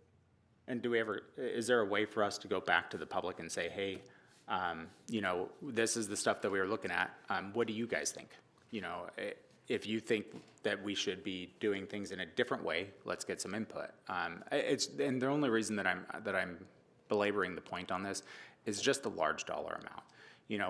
We're looking at somewhere in the range of $30 to $40 million deficit that we're in right now, and adding another $1.5 million towards art things, which, don't get me wrong, I love art. I think it's very important, but I do worry that what are we not looking at, and that's my concern. Yeah, this project isn't really about art. It's more about the functionality of the building and the classroom space. Okay, thank you. But I do appreciate your questions. Yeah, thank you very much. I appreciate your answers. Yeah, thank you. Any further discussion? No. Seeing no further discussion, there's a motion on the floor for item 8.12, Kent Ridge High School D-Wing Remodel Project Bid Acceptance and Award of Contract to Bailey Construction. All those in favor, raise your right hand and say aye. Aye. All those against, raise your right hand and say nay. Nay. The motion passes 2-1. Is there a motion on the floor? So I move to approve 8.13 Meridian Elementary School window replacement project final acceptance. Second. A motion has been made and seconded for approval of item 8.13 Meridian Elementary School window replacement project final acceptance. We are now open for discussion. So the question that I have on this one actually ties to two different questions, and I had spoken to Superintendent Bella about this during my one-on-one, as well as Deputy Superintendent Dr. Berenger. And my question was, so one of them goes up by a whole lot of an amount, and the other is not so much. Oh wait, I'm looking at the wrong stuff. Yeah, this one's. So I'm thinking of 814, 815. So 813 is, where does it state that the items that are completed so far? When I was looking through that, that was my only question on that. Because it says that it's been approved, and all I see is that everything, the final documents are completed and final walkthrough has been done. But it doesn't say like that we've checked each item. I assume that's somewhere else in some data point somewhere. So Is that right? just to clarify, this is 813. Yeah. Final bid acceptance. Mr. Buzzard. President Margell, members of the board, Superintendent Vela, Ms. Curry, this is a final acceptance of the project only specific for what the contractor completed. So within projects, we can have a contract and have a contractor, and then we can, Brett and Michael and myself can also do RFQ work in things that are outside of the contract that we could save money on. That don't go through a contractor. I see. This is just for the contractors. We're saying that everything that he's done on the windows are good. That's what I figured. I just wanted to make sure, like, I didn't see anything other than just that there was a final walkthrough. So I was just. Yeah, if I close this project out without give Principal Berenger her new flowers and bushes in front of her building, I'm going to hear from it. Trust me. I would imagine. Yeah. Yeah, but that was part of the job. Okay. Yeah, that sounds great. Thank you. Thank you very Mr. much for Buzzard. answering the questions I had. Any additional comment? Okay. There's a motion on the floor for acceptance of 8.13 Meridian Elementary School window replacement project final acceptance. All those in favor, raise your right hand and say aye. Aye. The motion passes 3-0. I move to approve 8.14 Northwood Middle School flooring replacement additional funding. Second. A motion has been made and seconded for approval of 8.14 Northwood Middle School flooring replacement additional funding.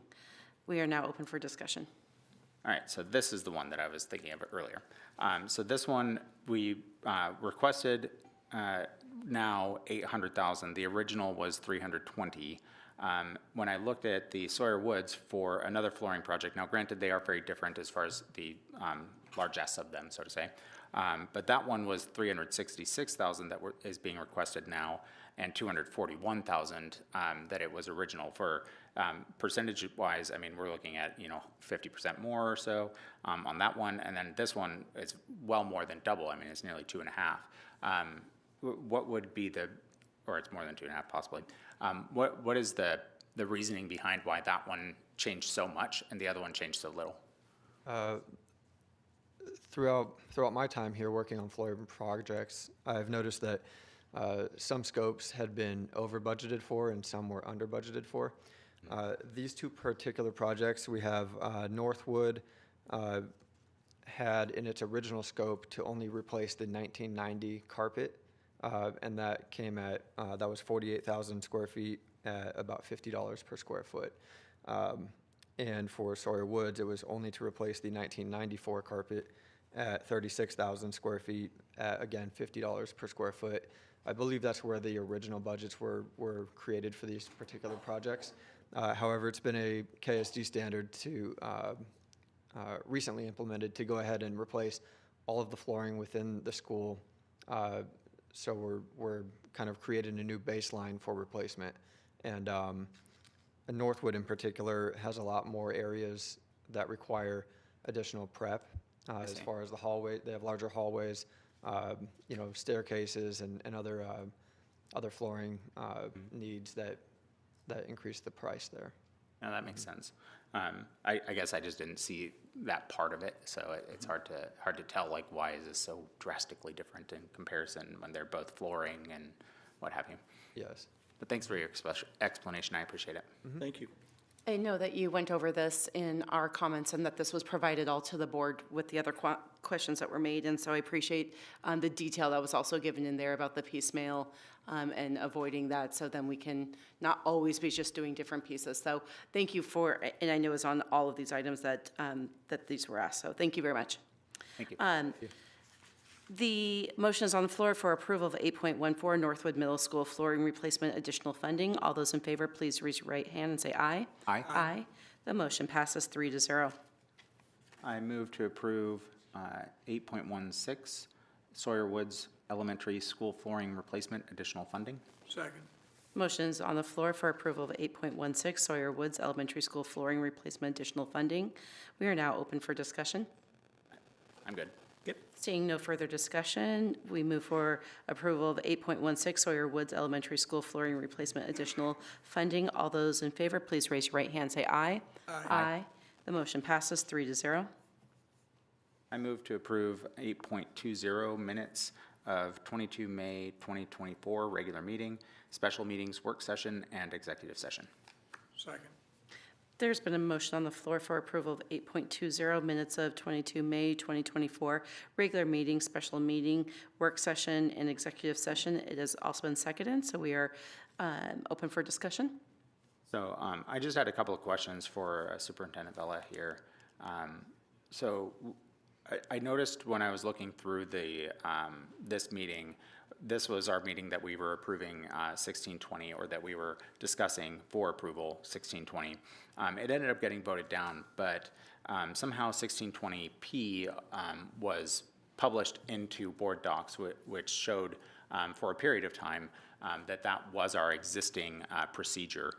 Is that typical for what happens with our policies and procedures, that they're posted already in that way? So I believe we shared that it's been pulled down. Yeah. Also, it did not have a procedure with it prior. And so what I shared at that meeting was that we would not go to a procedure until we get a policy. And so that's what I shared, so. Yeah, I just noticed that it was there already. And we just so pulled I it down.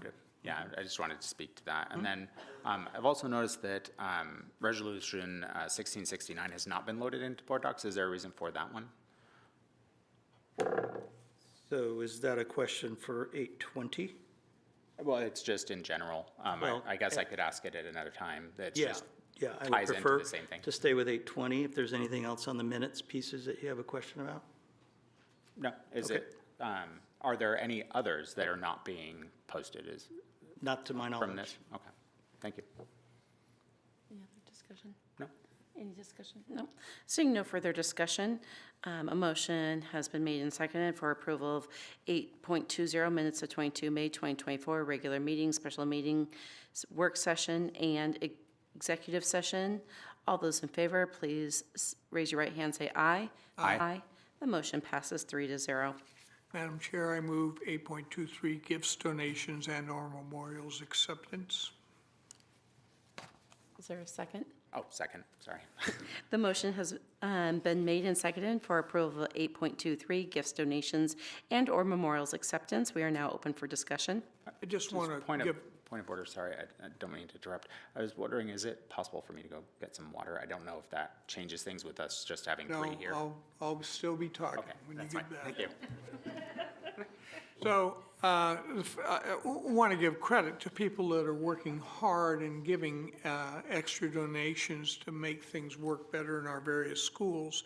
And at Kent Ridge, the Booster Club came up with $598 for summer basketball camp shirts. And they also came up with $2,000 to cover cross-country meet fees and transportation costs. Jenkins Creek Elementary benefited from a gift from the Covington McDonald's office for $847 for field trip expenses. Cedar Valley got drama patrons to kick in $2,044 for support of the drama club and screenplay. And then they also got from Covington McDonald's $821 for general support of Cedar Valley ASB. And Kent Meridian High School got a grant of $5,880 to support Kent Meridian's associated student body from the Northwest Canine Sniffers Group. And I really got into that. So the Northwest Canine Sniffers Group is a group whose purpose is to promote and foster an interest in and appreciation of companion dogs trained in the scent detection for sports, promotion of positive educational and training events, and to offer canine scent work activities. So that's a significant gift to KM, and we appreciate that. Thank you. Any further discussion? I just want to make a note that I got to have a police dog come and jump and grab my arm when I was in the military, and it was the craziest, scariest thing I've ever done. Well, there you go. That's all. There's been a motion made and seconded for approval of 8.23, gifts, donations, and memorials acceptance. All those in favor, please raise your right hand and say aye. Aye. Aye. The motion passes 3-0.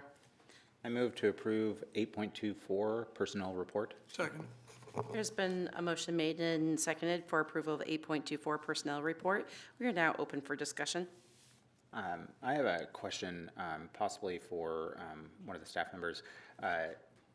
So I'm asking about the other reason for why people are leaving and whether or not we are tabulating that over longer periods of time if they're too small a number to track by year, so that we can get an idea of kind of the trend of how that's going and why people are leaving, because it seems like a lot. It's a 11 out of I think out of like 30-ish or so for the what is it? The non-certificated staff, the classified staff, and there was also a fairly large number of the certificated staff, about a third of them as well. I'm guessing it's that they didn't indicate a reason, but I looked to the superintendent.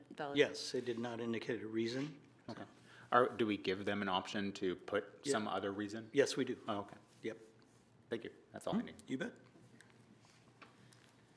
Seeing that there's no other discussion, a motion on the floor for approval of 8.24 personnel report. All those in favor, raise your right hand and say aye. Aye. Aye. The motion passes 3-0. May I ask a procedural question? If I wanted to ask the question that I did ask earlier during the part that was not appropriate, how would I do so?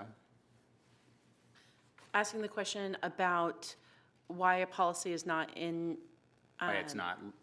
Why it isn't current district policy, even though we're currently actively using that policy.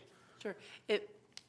May I call Mr. Leonard to give us a procedure that would be the best option for asking additional questions that are not on the agenda? So is this part of a potential just discussion item? I was just curious why it wasn't on, like why it hasn't been added to our policy list yet, because it's been like 4 months almost. 1669 is a resolution. Does it not a policy? Does it not get added anywhere? It's just a resolution. Okay. Does that answer your question? Yeah. Be good. Fair enough. Okay. Done. Thank you. Good. Okay, informational section is there for information. I did have a couple of questions on that, on 9.01 and 9.02. Do I just ask the questions? Yep. Okay. So the question I had on 9.01 is, it looks like we're removing quite a few sections in here. What's driving that change? I'll have Ms. Hawley come on up and answer that question. What's driving the change?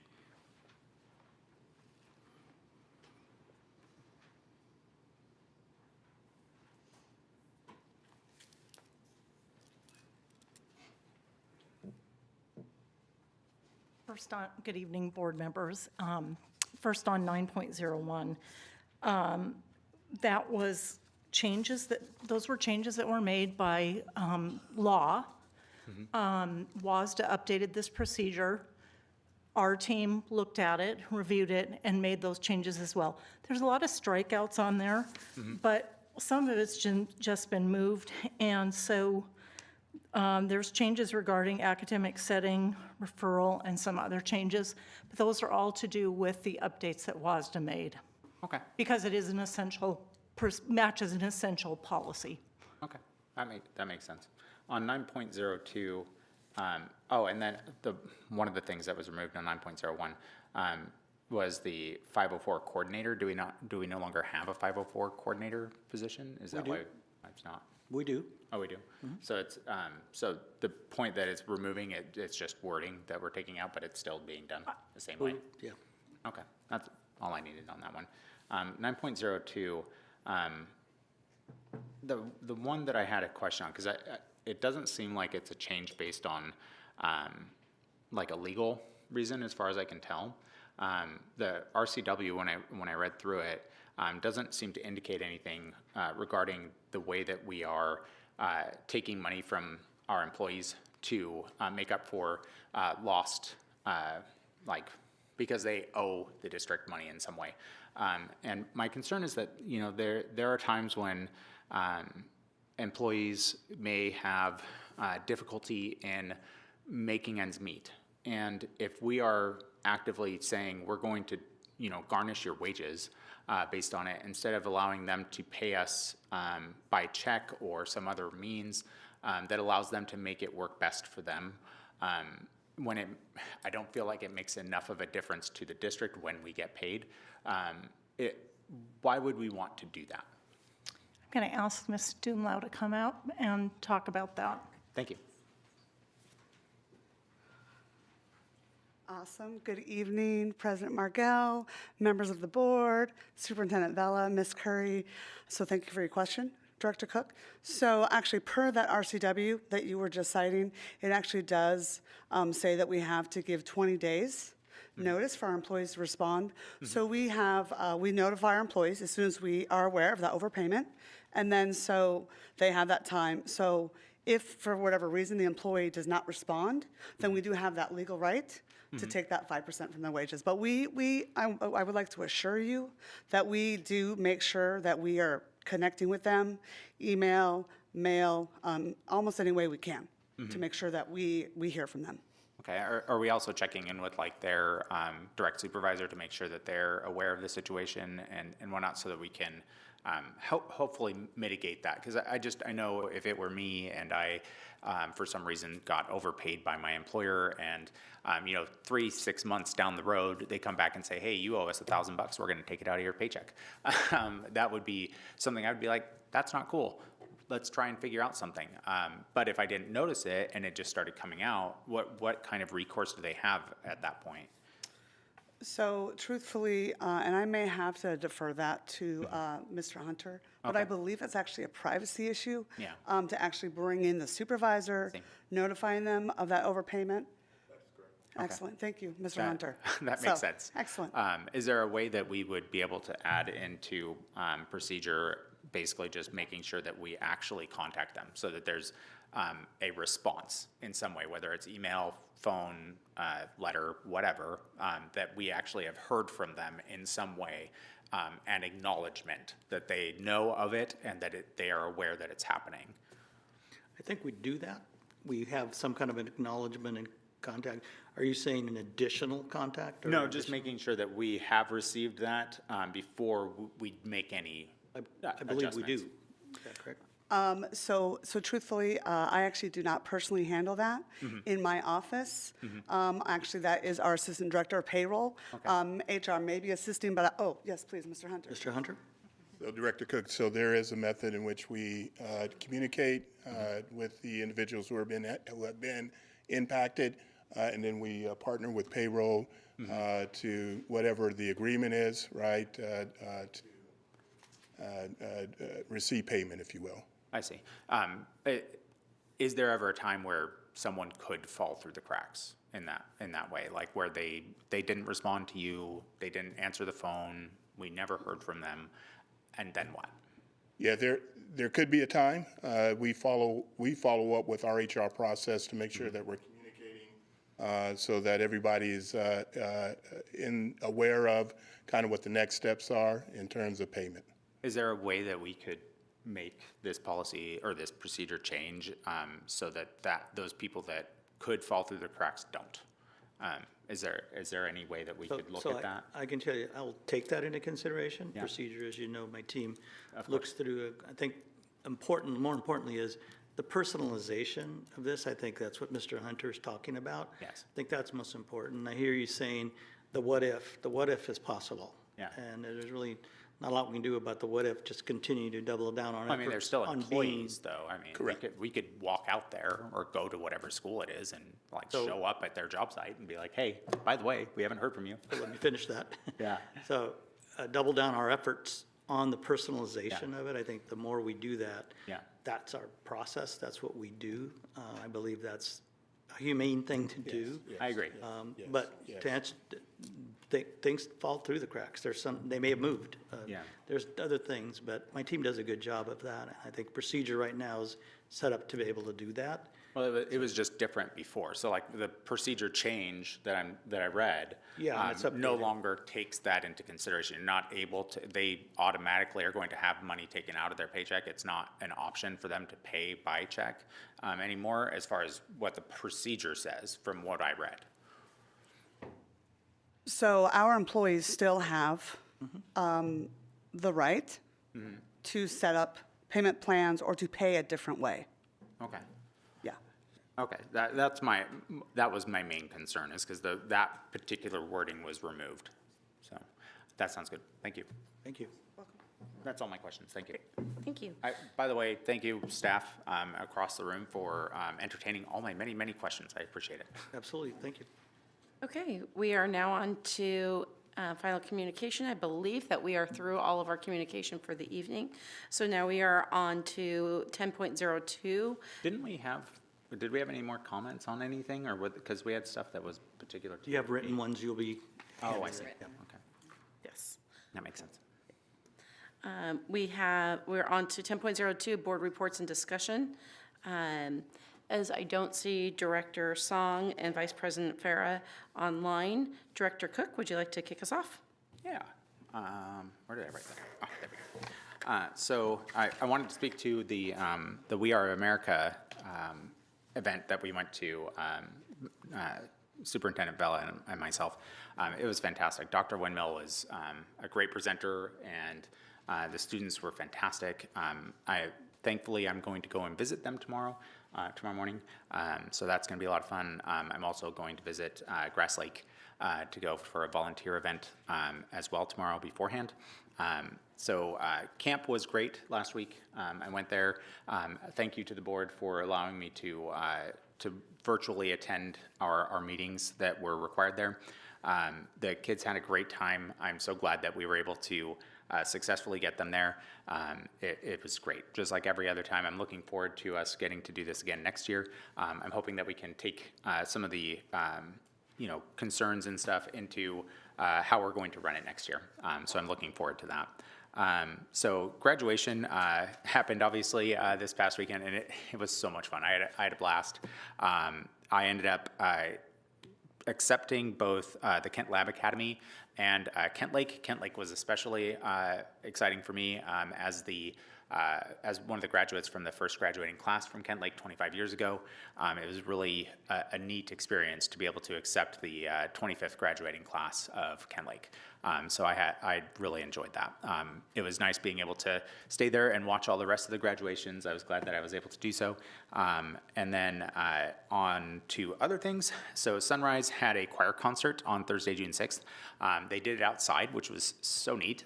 So all the kids, the program there is fantastic. I don't know, am I allowed to speak to the instructor that is teaching that group if I'm saying good things? Okay. So Miss Hamlin, Nicole Hamlin, she is just running a stellar program over there. It is it is amazing to see, 60 to 90 kids out there singing. In an elementary school, at times it's a little different, but it's a lot of fun, and the kids all love it. So I'm really happy with that. They also did a musical last night, which I can say the star of the show, I'm not going to say her name, but she was fantastic. An amazing performance. The rest of the students did a great job. I know Ms. Hamlin did a good job with that as well. She was very involved with that. There were many other staff members that were doing great work as well at that time. And so outside of that, I don't have anything else. So thank you very much. Thank you very much. Director Clark? Yeah, obviously graduations are a time of joy, and I was able to attend the iGrad and the Kent Virtual Academy and Kent Ridge High School, which graduated 476 kids. That's a pretty big class.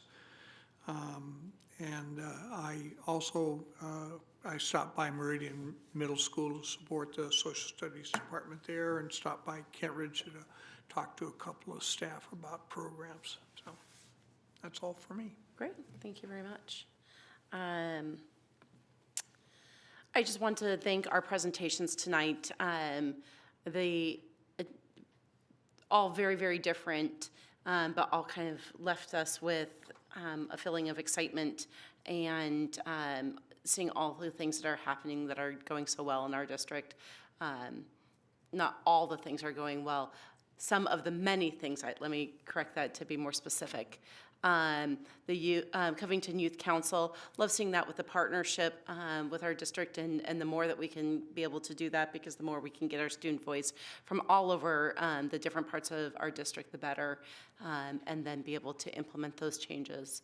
The Equity Learning Series, by Ms. Hamilton's presentation, I particularly love seeing the specifics about the mindset of courage, radical inclusion, curiosity, and creativity, and the comment of the experience drives culture, and just, what can we do to give those experiences. And so so much good work happening in there, and I look forward to those things to come. And then our mental health partnerships.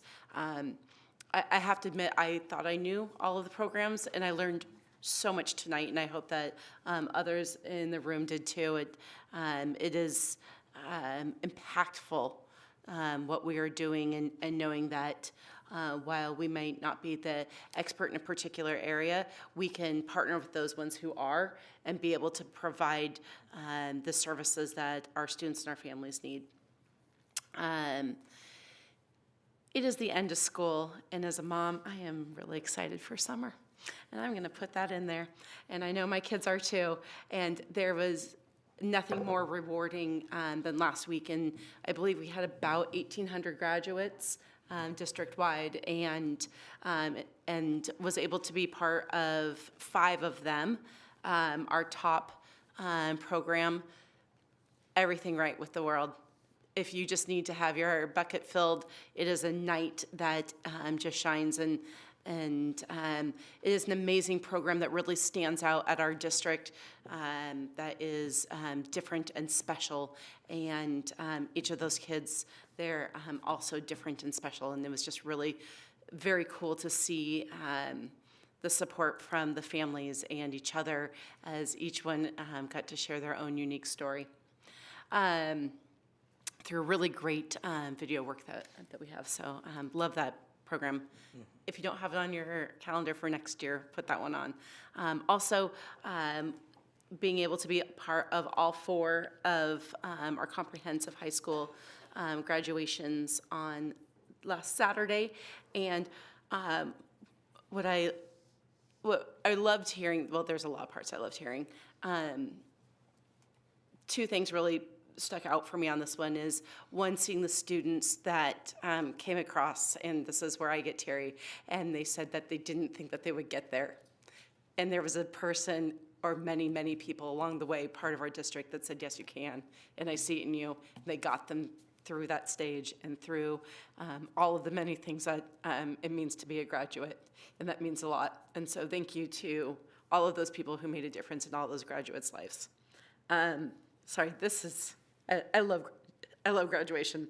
And then the next part is that we graduate to something, and then we get our students ready to go, not just graduate, but what are they going to, and whether that is the military or workforce, a 2-year technical college or a certificate program, internship, or 4-year colleges and universities that our students take many paths, and we help them figure out what that looks like on the way, and that our graduates graduate to something. Just like to say, love Pride Month, love being able to raise the flag in my place of employment, and please look at some of the different offerings that we have to help celebrate Pride Month, and then enjoy Juneteenth and celebrate as you do, and I am so excited for summer. Thank you for our students. We do this for you every single day. We appreciate you. It is 10:29 and we are adjourned.